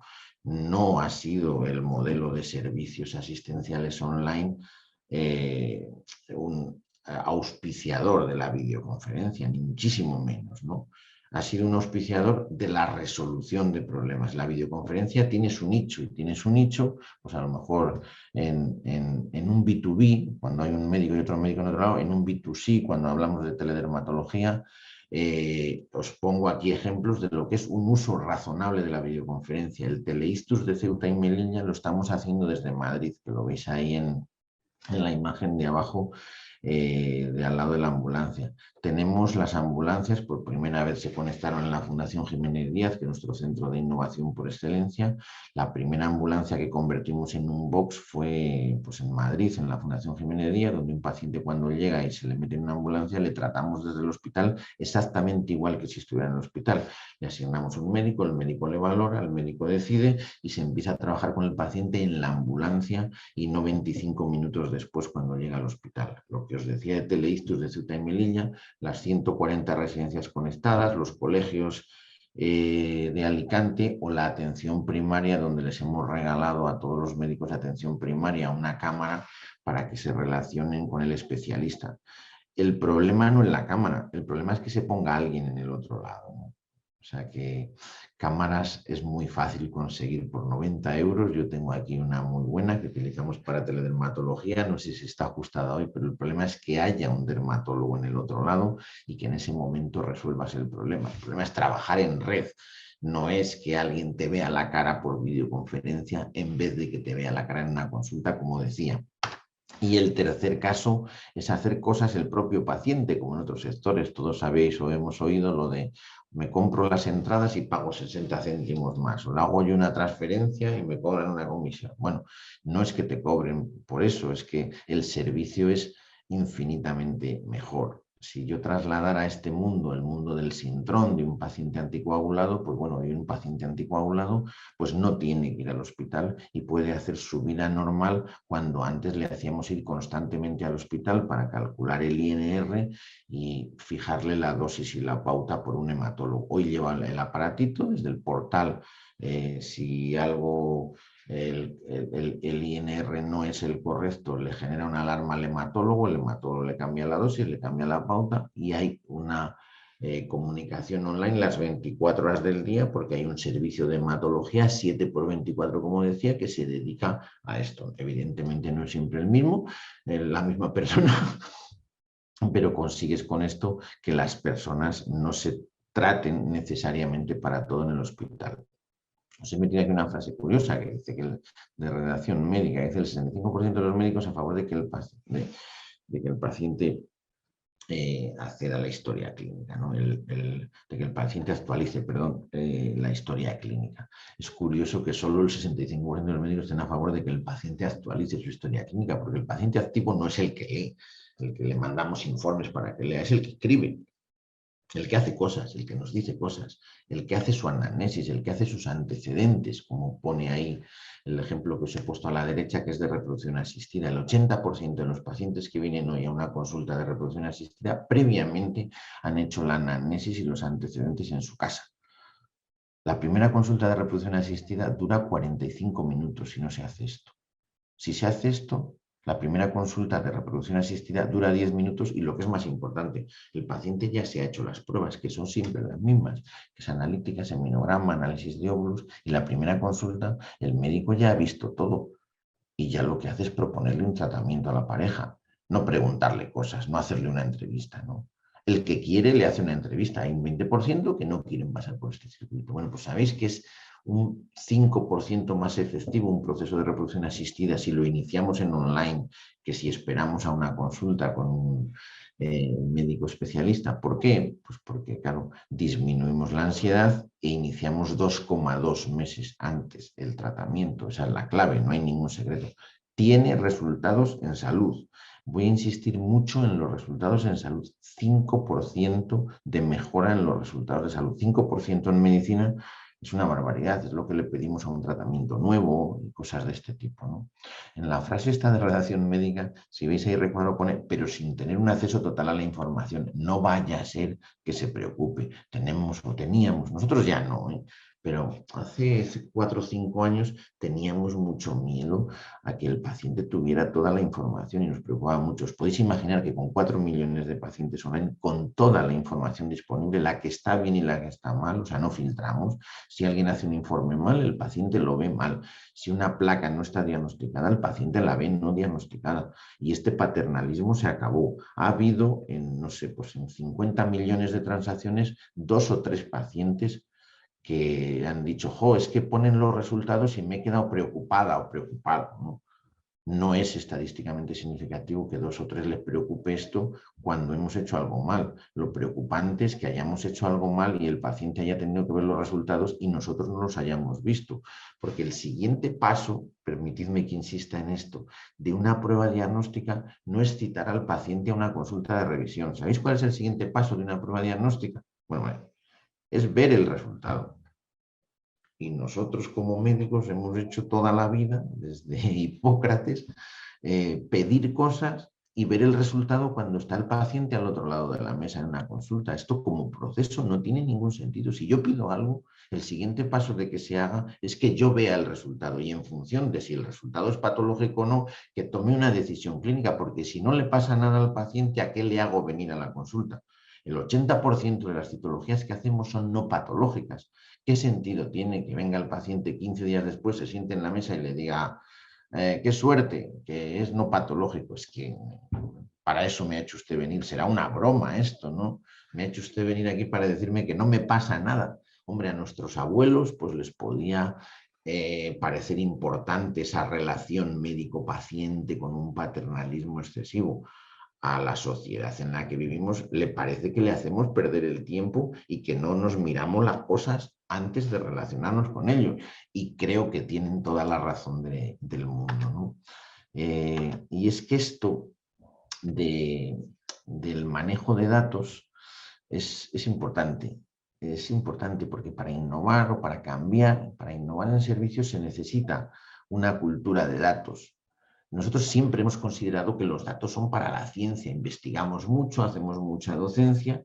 Claro, es que los datos también son para el servicio al paciente. Y habéis citado algún ejemplo anteriormente, tanto de webs como de procesos de cronificación o estratificación. Los datos son para el servicio al paciente, ¿no? Para esa búsqueda que he mencionado de resultados en salud.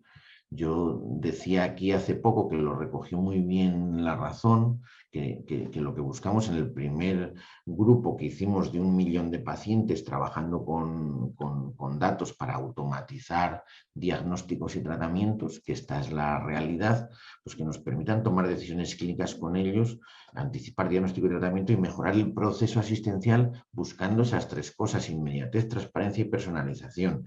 Este fue el primer proyecto de hace algún tiempo de análisis de datos con datos de hasta 15 años. Empezamos con 1 millón de pacientes de los 17 que tenemos, porque por algún sitio hay que empezar, ¿no? Pero en todas hemos cogido 1 millón de pacientes en los que están incluidas todas las especialidades y todas las patologías, ¿no? Porque esto ha cambiado. Pretendemos, como os decía antes, fijar protocolos antes de que venga el paciente, dirigirle al especialista adecuado y que todo el que tenga que venir con pruebas se las haga antes y antes. Insisto en el antes. Hay una paradoja en el sistema, que hay veces que vas a un médico y lo que hace es derivarte a otro, porque, no sé, un problema urológico, con los superespecializados que estamos y cada vez más, puede no ser el urólogo con el que te citamos o el urólogo con el que te citas el adecuado, ¿no? Y simplemente te enteras el día que estás con el que te ha recibido y sirve esa consulta para generarte otra cita. Voy a poner 3 ejemplos reales a día de hoy de en qué estamos trabajando ya más concretamente en el mundo del automatismo con datos y con imágenes. Hoy la retinopatía diabética se diagnostica a partir de un fondo de ojo con un algoritmo que en su día produjo Google y que tiene una tasa de acierto del 98,5%. ¿Es perfecto? No. Es simplemente mejor que lo anterior que teníamos. Cuando nos cogemos los datos de lo que hemos acertado nosotros en los 15 años anteriores en retinopatía diabética, hemos acertado en el 94% de los casos. El algoritmo acierta en el 98,5%. Y si hablamos de queratocono, por seguir con oftalmología, pues ahí veis arriba 2 imágenes en las que el sistema nos dice al día de hoy que este paciente y el otro tienen un 90 o un 92% de probabilidad de padecerlo. Y los dos de abajo, un 88 y un 81, de no padecerlo. Esto es información que hoy se da con la imagen al médico peticionario y que se enriquece a su vez, como sabéis, a partir de la confirmación diagnóstica. Bueno, empezamos con el 60-70%, estamos en el 92%. Si me voy a COVID, que ha sido el principal acelerador y que quería comentároslo hoy, como bueno, sabéis que bueno, pues hemos sido algunos de los que más pacientes han tratado. La Fundación Jiménez Díaz ha sido el que más pacientes COVID ha tratado en España, tanto internos como externos. Y bueno, muy pronto nuestro grupo de ingeniería del conocimiento desarrolló los algoritmos, tanto el de imágenes como el de datos de predicción, y logrando estos resultados, diagnosticar el COVID en el 99,99% de los casos automáticamente a partir de la placa de tórax, y otras patologías como neumotórax, nódulo pulmonar, etcétera, etcétera, en un 95% de los casos. Si veis ahí abajo, esto es como le aparece al médico en su historia clínica, que mencionabais antes lo de la historia clínica, Juan Carlos. Tiene un campo que pone aquí inteligencia artificial. Entonces, una entrada de un paciente a día de hoy, esto es espectacular, porque esto antes no existía.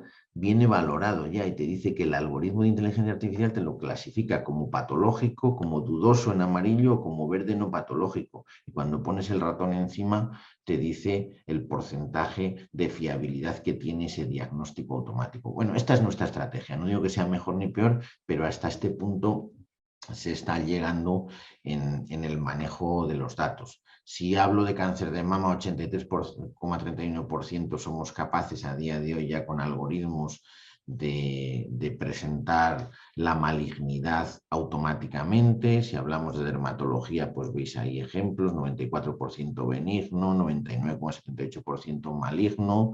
Esta es la realidad del trabajo con algoritmos que existen en el mercado, como comentaba Ángel Colau anteriormente, esto incorporado al sistema, porque los algoritmos hay que incorporarlos al proceso. Trabajamos en un proceso, no pueden ser cosas aisladas, tienen que formar parte del día a día, y por eso os ponía lo de la historia clínica.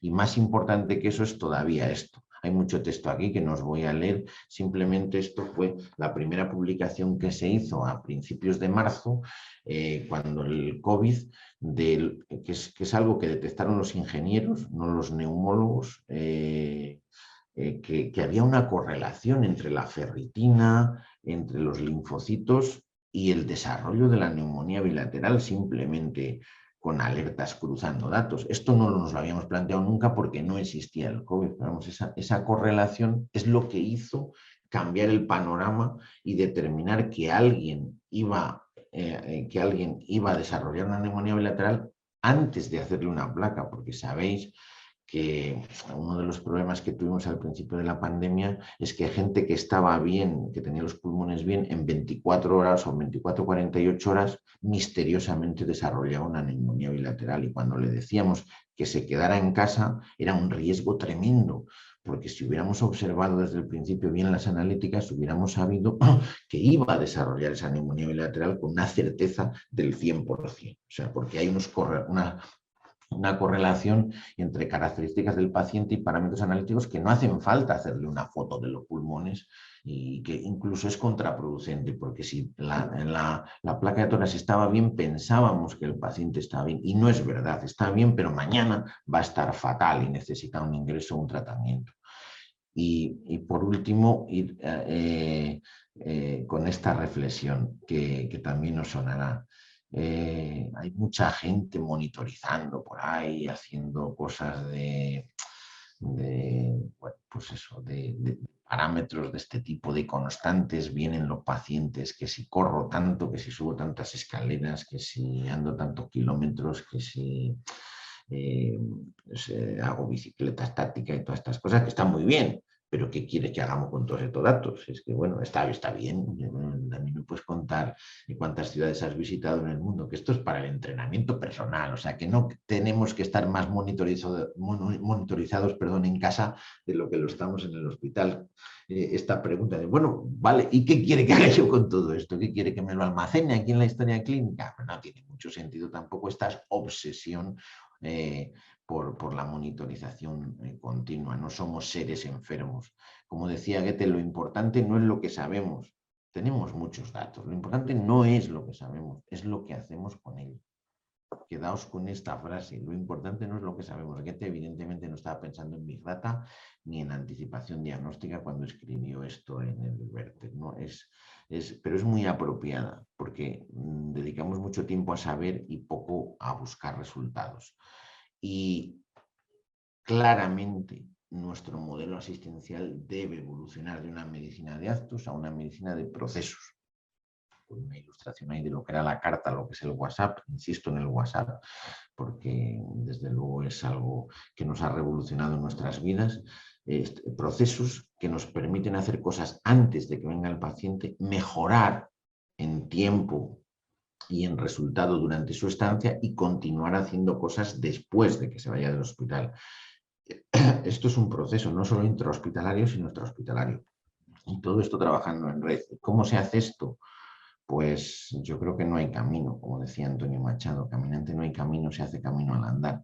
Esto es infinito, hay infinidad de mejoras posibles, tenemos que ponernos a andar, todo el mundo tiene que ponerse a andar, no partir de soluciones en busca de problemas, sino de caminos a recorrer y construir poco a poco un modelo asistencial que es al que nos tenemos que enfrentar en este momento. Así que muchas gracias por vuestra atención y cualquier duda más concreta la resolvemos. Muy bien, Ángel, pues muchísimas gracias. Ha sido muy ilustrativa tu presentación y muy interesante. Nada, vamos a abrir una charla, un debate entre vosotros y también con el público. Los asistentes os instamos a que podáis mandar vuestras preguntas a los ponentes a través del chat y nosotros las recogeremos y se las haremos llegar a ellos, que seguro que tenéis alguna cosa, alguna curiosidad. Yo quería preguntaros así para romper el hielo a los tres en general. Si hacemos un análisis general del sistema sanitario, a lo mejor es un poco difícil de contestar, pero un análisis general y una vista general del sistema sanitario, ¿dónde creéis que son las áreas de mejora más relevantes que ahora mismo son más urgentes trabajar con ellos en cuanto a transformación digital? ¿En qué creéis, permitidme el término, que estamos todavía en pañales en el sistema sanitario y que ahí existen las herramientas que podríamos utilizar y que hay que hacer un esfuerzo importante? El que quiera. Si quieres, comienzo yo, Marta. O sea, yo creo que ha salido, ¿no?, en algún momento y quizás este tema de la interoperabilidad, yo creo que ya es un debe que toca ya resolver, ¿no? O sea, sobre todo desde el punto de vista y dando también con lo que comentaba Ángel, ¿no?, la transformación también de la parte de la demanda, a la gente a la que hay que dar el servicio, ¿no? Se ha transformado tanto desde el punto de vista tecnológico, de todo ese tipo de demandas, ¿no?, y este paciente empoderado, ¿no?, que es también de lo que se habla, como desde realmente cómo son los pacientes. O sea, al final el envejecimiento, la cronicidad, todo esto hace que ese sistema sanitario que se definió hace 50 años, pues a día de hoy ya no va de curar, ¿no? No va de interacciones concretas en un momento determinado del tiempo, sino que va de esa continuidad. Y eso al final yo creo que requiere esa base en la que llevamos mucho tiempo trabajando, llevamos mucho tiempo hablando, que es esa interoperabilidad, ¿no? Que haya para poder dar esa continuidad asistencial, hace falta pues que primaria pueda intercambiar datos con especializada, que la privada y la pública, pues el paciente pueda tener una historia clínica integral en la que todos los agentes del sector pues puedan enriquecerla, y eso al final tendrá pues ese portal único, ¿no? De alguna forma tendrá que haber algún tipo de única interfaz de uso para los profesionales, pero con todos los servicios proveyendo información, ¿no? Y realmente ahí es donde hay estándares, hay tecnología, es un tema ya pues realmente voluntad política, yo creo, incluso ya romper esos hilos que desde un punto de vista incluso organizacional se quieren seguir manteniendo y por un tema también en algunos momentos lucha de poderes, vamos a decir, o aspectos más organizacionales, y que realmente es un debe para mí clarísimo, que además es lo que luego nos permitirá hacer algoritmia, hacer toda la parte analítica ya de tecnologías más innovadoras, vamos a decir, pero que se van a nutrir de eso. Entonces, no sé cómo lo ve el resto, pero yo creo que ese es un punto clave. Yo estoy de acuerdo con lo que has dicho, o sea que es una prioridad clarísima bueno, pues que exista una historia de salud del ciudadano, o sea, que público-privada, porque la realidad es que el sector es el que es, no es una cuestión de ideologías, sino de servicio.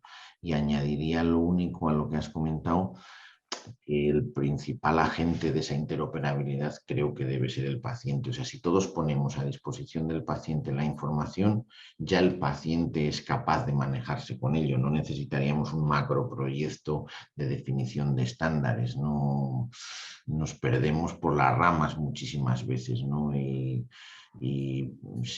yo creo que el primer paso es darle la información al paciente, porque eso ya permite interoperar. Si yo al paciente le doy todo lo que tengo de él, y en el hospital de al lado le dan todo lo que tienen de él y en el de al lado le dan todo lo que tienen de él en un formato muy básico, muy básico, que es cualquier formato del mercado, esa interoperabilidad está garantizada y luego ya mejoraremos sobre que eso sea más estructurado, sobre que eso sea pues más coherente, si queréis.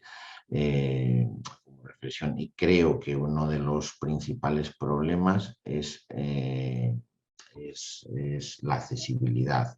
Entendiendo por accesibilidad no que alguien tenga dificultades en acceder al sistema sanitario por características, sino por tiempo. O sea, tenemos que hacer cosas para que cuando alguien tiene un problema, escucharle el problema y tomar una decisión clínica inmediatamente, no en 6 meses, no en 8 meses. O sea, una vez que tenemos al paciente cogido, el sistema sanitario, tanto público como privado, es muy bueno. El problema es ese tiempo que pasa en medio. Y que estamos asumiendo que es normal, o hemos asumido que es normal que alguien espere por una prueba diagnóstica o por un especialista meses. Es absurdo completamente. No hay ningún servicio en España ni en el mundo por el que la gente espere meses. Eso cada vez se va acortando más en el tiempo y nos tiene que hacer cambiar la mollera. Y para eso hay que hacer las cosas de manera diferente. Es evidente que si una persona trabaja 8 horas y tiene 20 pacientes a la hora y no sé qué, no sé cuántos, pues la cola se va haciendo cada vez mayor. Es que no podemos trabajar en modo cola. Es que hay que hacer cosas antes, insisto en ello. Y hablando de los pacientes, que lo has explicado muy bien en tu presentación, de poner el paciente en el centro, ¿no? Que es verdad que es algo que se lleva hablando muchísimos años, pero yo creo que aún no es una realidad del todo, porque muchas veces pensamos lo que el paciente necesita y no les preguntamos directamente a ellos. Entonces, respecto a las tecnologías, yo te quería preguntar, Ángel, y bueno, participáis quien queráis, si les preguntamos a los pacientes también cómo ven estas nuevas tecnologías que implementamos, ¿no? ¿Qué perciben? ¿Qué utilidad tienen? Porque nos preguntaban por aquí en el público qué pasa con las personas que no tienen habilidades o no tienen conocimientos para el manejo de las tecnologías, ¿no? Una persona mayor, una persona que tenga determinadas dificultades. Entonces, ¿cómo se integra todo esto? ¿El paciente dice algo al respecto? ¿Le preguntamos? Sí. O sea, el mayor horror que puede haber es que tú le pongas a un paciente diciendo pulse 1 si le duele la cabeza, 2 si le duele el cuerpo. Yo creo que esto es una absurdez tremenda que deshumaniza. A ver, no hemos introducido el concepto de humanización y aprovecho para introducirlo. A ver, las tecnologías no deshumanizan, deshumaniza el uso que hacemos de ellas. O sea, un teléfono es bueno. O sea, si yo hablo con una persona por teléfono y es amable, pues el teléfono humaniza la relación, porque a lo mejor si no existiera el teléfono no podía hablar con ella. Tú tienes un familiar al otro lado del Atlántico como Juan Carlos o como lo decía Ceuta y Melilla, ostras, la tecnología humaniza mucho, pero a veces utilizamos la tecnología para quitarnos de en medio la relación con las personas. Esto es una auténtica barbaridad que debería ser hasta casi delito, ¿no? en ello. En cuanto a la accesibilidad, el otro concepto de accesibilidad, que es lo que mencionas ahora para la gente mayor, bueno, hay un dato significativo, es que no es la edad la que determina la accesibilidad, sino la situación de las personas. Yo en esto sí que quiero insistir. Si tú coges el usuario tipo en servicios online, en nuestro caso, entre las personas de 20 años o de 18, poniendo la mayoría de edad, y las de 75, no hay diferencia en el uso. Cuando hay diferencia es porque alguien tiene alguna patología que le impide el acceso a la tecnología. Porque yo no sé si alguien tiene un problema de invalidez, si alguien tiene algún problema de motor o de descoordinación o lo que sea, es eso lo que le hace inaccesible, no la edad. Cada vez menos es la edad. La edad a veces se resuelve pues con con otro concepto que aparece, que es los gestores de cuidados familiares. Yo abogo por 2 gestores de cuidados totalmente. Tenemos que tener, no lo hemos comentado, pero esta medicina nos lleva a tener gestores de casos. Tiene que haber gente que entienda tu problema de principio a fin y que se responsabilice de tu problema de principio a fin. Ese gestor de casos que normalmente es personal de enfermería. Y luego en las familias cada vez más aparece la figura del gestor de salud dentro de la propia unidad familiar, igual que el gestor de banca o de hacienda. Siempre hay uno en la familia que es el que se encarga de la declaración de la renta y de aconsejar a los demás si hay que invertir en un depósito o en un fondo, ¿no? O sacar el dinero del banco, ¿no? Permitidme la broma en este sentido. Ese concepto también existe porque afortunadamente todavía vivimos con concepto de unidad familiar, no física como era antes, no vivimos abuelos, padres, hijos en el mismo domicilio, pero sí relacionándolos gracias a las tecnologías. Y cuando alguien tiene una necesidad en ese mundo, pues es su hija o su hijo el que le ayuda. No vería diferencia, e insisto, en lo de la edad. Evidentemente, si lo que le hacemos es marque 1 y le damos un dispositivo para el Sintrón que tiene un 1 de 0,5 centímetros, pues es que somos idiotas. O sea, es que yo creo que es que no merece la pena ni discutirlo, ¿no?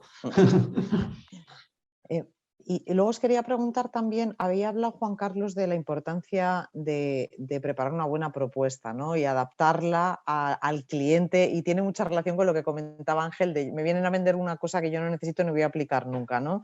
Me gustaría que pudierais conversar un poco acerca para las empresas que están lanzando productos al mercado, de ese time to market que hablamos de 1 o 2 años, ¿no? Que decía Juan Carlos, de preparar una propuesta. ¿Qué importancia tiene el trabajo previo que se hace junto con el cliente potencial también, de conocer bien sus necesidades, de saber qué le ofrezco, de no encajar lo que yo tengo en el cliente, sino todo lo contrario, ¿no? Desarrollar a medida? Un poco que podéis ampliar al respecto en este sentido. Bueno, desde mi lado es efectivamente entender que es un trabajo en equipo, donde tú lo que estás aportando es una capacidad de focalizar tus esfuerzos y recursos para acelerar el llegar a una solución a quien lo va a utilizar, ¿no? En este caso el hospital, etc. Además porque como lo comentaba Ángel, ¿no? Organizaciones del nivel de la suya desarrollan mucho ellos mismos. Entonces, pues digamos que tienen mucho más claro aquello hasta donde quieren llegar y hasta donde no quieren llegar ellos y quieren apoyarse en alguien más. Entonces, ese trabajo conjunto para estar atentos a identificar esa necesidad y dónde puedes sumar, pues yo creo que es esencial para hacer la diferencia. Yo totalmente de acuerdo con Juan Carlos, es verdad. Bueno, como estoy en el lado del cliente, yo, vamos, como consejo, lo comenté en la presentación, no soluciones en busca de problemas. Es verdad que una tendencia del mercado es que las empresas desarrollan ellas mismas. ¿Por qué? Porque el mundo digital, el mundo de la transformación, el mundo de los sistemas de información, hoy es el principal activo de una compañía. O sea, imaginaos, con 4 millones de pacientes online, ¿cómo no va a ser esto importante dentro? Entonces, tienes que buscar una combinación entre cosas que existen en el mercado y que integras y estrategias que desarrollas tú. O sea, los ERPs están en el mercado y nadie se plantea hacer un ERP. Las webs, todo el mundo se desarrolla sus webs. ¿Desde cero? No, pues utiliza a lo mejor plataformas para desarrollarse las webs. Permitidme que diga el ejemplo de la web, aunque parezca obsoleto, ¿no? Cuando la web se pone de moda, la gente empieza a desarrollar su web. ¿Por qué? Porque busca una inmediatez. O sea, tener algo mañana puesto. Y porque busca ser diferente del de al lado. No busca que SAP le plantee al Santander la misma web que al BBVA, ¿no? En la relación con el cliente es nuestro factor competitivo. Entonces, por eso las empresas tenemos grandes departamentos hoy de tecnologías y tenemos muchos ingenieros. O sea, este es el enfoque que hay que darle. Hoy una empresa como Quirón Salud o una empresa como el Banco Santander tiene más informáticos que cualquiera de sus proveedores. Esto es así. O sea, no puedes venir diciéndoles, somos una gran empresa porque tengo 100 personas desarrollando. No, es que yo tengo 500. Claro. Es así, es así. Entonces tú te tienes que insertar en este proceso. Entonces un buen consejo no es venir con la cesta de la compra, tengo patatas, manzanas, peras, relojes, chicles, no, es insertarte en lo que el cliente está haciendo. Yo creo que Juan Carlos lo ha explicado muy bien, ¿no? Insertarte en lo que el cliente ha hecho, y eso es al margen del proceso de venta. Eso es cultural, es estrategia de compañía, y también lo ha dicho. Me ha gustado mucho el resumen que has hecho de aproximación al mercado. Tienes que insertarte ahí, no pretender que porque alguna consultora te ha dicho que hay que pasar del mundo del mundo de los equipos o del mundo de la tecnología al mundo de los servicios, venir diciendo que eres una empresa de servicios y que tienes un software que hace procesos quirúrgicos. A ver, no, tienes que ver cómo está trabajando el mercado, tener ideas y aportar dentro de ese contexto. Haya venta o no haya venta. ¿Por qué hay que hacerlo sin que haya venta? Como decía Juan Carlos, porque eso condiciona tu estrategia de desarrollo y de productos empresariales. Esa es la razón, o sea, porque a lo mejor estás haciendo cosas equivocadas. No sé, yo creo que necesitamos, lo decía antes, más algoritmos y menos microscopios. Más algoritmos y menos apps. No tiene sentido. Todo el mundo está desarrollando apps y todo el mundo está desarrollando softwares de procesos asistenciales, pero que los concibe desde su óptica. El que está en el quirófano te intenta vender un proceso quirúrgico.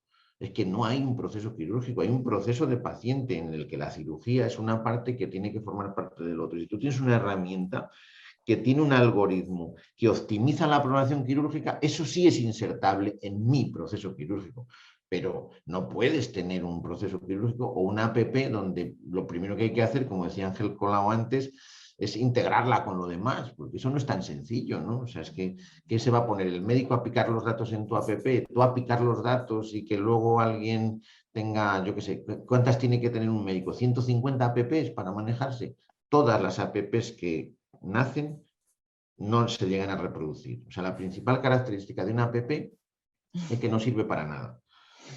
Porque hay más apps en el año 2020 y 2021 que han desaparecido del mercado que las que se han creado. O sea, que si yo tuviera que decir una característica de las apps es que no se usan.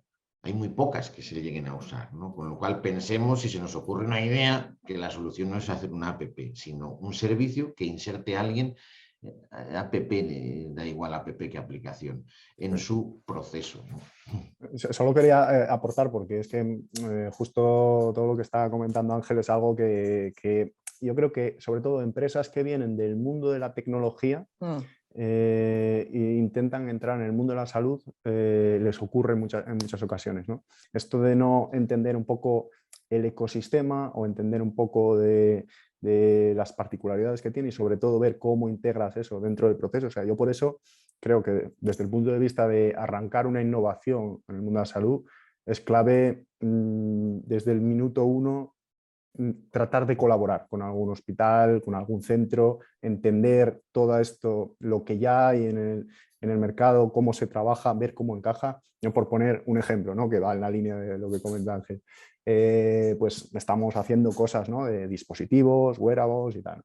Claro, una empresa tecnológica que históricamente desarrolla dispositivos para otras industrias, ya ha desarrollado un wearable que tiene yo creo, bastante potencial, pero el planteamiento que tienen es decir que van a ir a un hospital a decir que tienen su plataforma en la que puedes entrar y ver, pues, al paciente con su frecuencia cardíaca, su temperatura y demás. Eso está abocado al fracaso. Ningún hospital del mundo te va a comprar eso.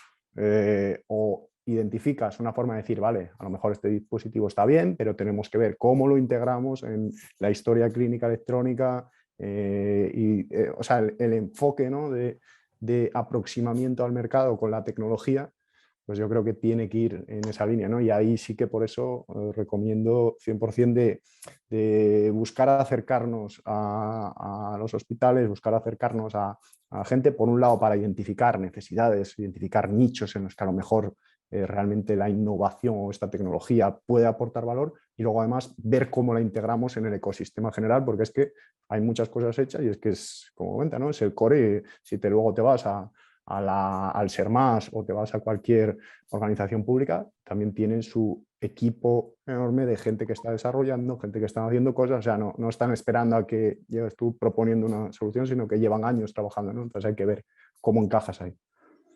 Y en esa línea ya lo habéis dicho vosotros, ¿no? Pero pensar en el proceso global, no en el acto concreto, porque al final muchas veces se centran en soluciones que nosotros vemos o ideas de negocio en una... No, va a conseguir aquí en este punto. Y al final hablando, como hablaba Ángel, mucho de los resultados en salud, para poder considerar los resultados en salud tienes que ver todo el proceso y ver la panorámica general. Y esto para alguien, como dices Ángel, profano en el sector es muy complejo muchas veces, ¿no? O sea, entender muy bien el proceso asistencial.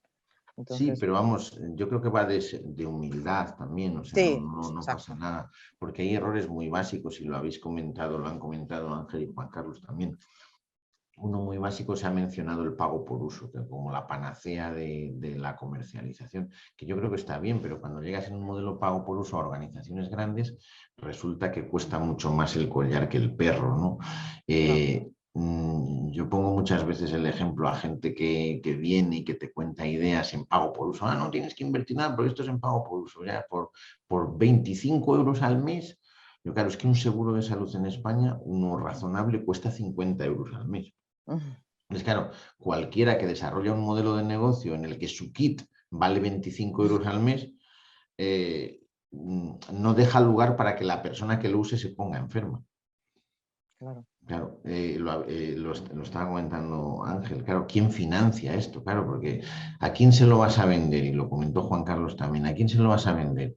A la aseguradora, entiendo también por aseguradora el sistema público, que es un aseguramiento exactamente igual, preste los servicios el mismo o lo preste un tercero, se lo vas a vender al prestador de servicios, se lo vas a vender al cliente final, ¿no? Que todo es posible, pero hay algunos que han decidido vendérselo al cliente final, como por ejemplo Apple, que es una startup que nos conocemos todos, ¿no?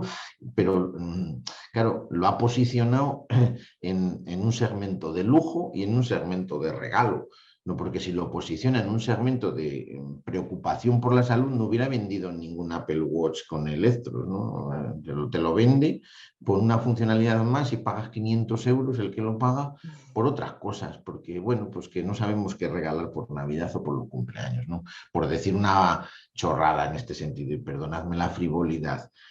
A Apple le funciona, eso no significa que alguien que pone un dispositivo, como decía Ángel, que monitoriza no sé qué, te lo vaya a comprar nadie por 500 euros o en pago por uso por 50 al mes. Hay veces que estas cuentas ni siquiera están hechas, que viene alguien y te digo, es claro, es que yo hago 13 millones de consultas al año. Si pretendes cobrarme en pago por uso cualquier cosa que suponga un euro, son 13 millones de euros. O sea, que es una cuenta bastante elemental. O sea, ¿cómo voy a pagar yo 13 millones de euros por una cosa de este tipo? Tienes que insertarlo en el sitio en el que está y pensar muy bien, muy bien, muy bien, no solo la utilidad que tú crees que tiene, sino lo que has dicho tú, Marta, cómo se inserta en el proceso y que no es la salud lo más importante. No, eso no es cierto. O sea, y lo digo yo que trabajo en una empresa que se dedica a esto. La salud es lo más importante cuando te pones enfermo. O sea, si la salud fuera lo más importante, nadie se compraría coches de más de 15.000 euros. Bueno. Fernando, no sé si querías hacer alguna pregunta, que vamos ya de tiempo un poquito pasado. Bueno, como vamos ya de tiempo muy apretados y también un poquito ha sido súper interesante la charla, os propongo ya que pasemos igual al cierre del encuentro de hoy, y también porque las agendas son muy apretadas y habéis tenido también la diferencia, tanto los asistentes, que seguimos siendo aquí un grupo importante, como los panelistas, ¿no?, de esta media hora adicional que tenemos. Por tanto, Marta, pasamos ya a cerrarlo de una manera muy, muy breve, recordándoos, bueno, hemos estado hoy alrededor de un tema que era la revolución de los datos y la inteligencia artificial, que evidentemente no escapa a toda la realidad del mercado de la salud. Esperamos que haya sido de vuestro interés estas sesiones que tenemos con expertos dentro de Heinzel, esta masterclass. Nos queda todavía alguna pendiente por delante, estar atentos a nuestras redes dentro del programa Heinhealth. Muchísimas gracias en primer lugar, y voy a coger un poco casi tu perspectiva, Ángel, a todos los que habéis participado como asistentes, porque casi me daba por aludido en nuestro mercado, ¿no? Siempre están los asistentes ahí que no los vemos, nos ve un poquito más a nosotros, y esto va para vosotros, ¿no? Para todos los que habéis participado hoy en la sesión en primer lugar, y en segundo lugar, desde luego, por aceptar la invitación, Ángel Blanco, Ángel Colau y Juan Carlos Álvarez. Ha sido, lo decía al principio de récord, que pensé que iba a ser un lujo y pienso que lo ha sido, desde nuestro punto de vista. Marta, muchas gracias por la moderación, de nuevo excelente, como la vez anterior, de Antares Consulting. Y bueno, para todos deciros que en CEIM trabajamos en emprendimiento en salud y que esperamos volver a encontrarnos. Lo dejamos ya aquí y un saludo a todo el mundo. Cerramos ya la sesión. Muchísimas gracias. Muchas gracias a todos. Muchas gracias. Gracias. Gracias. Adiós. Hasta luego.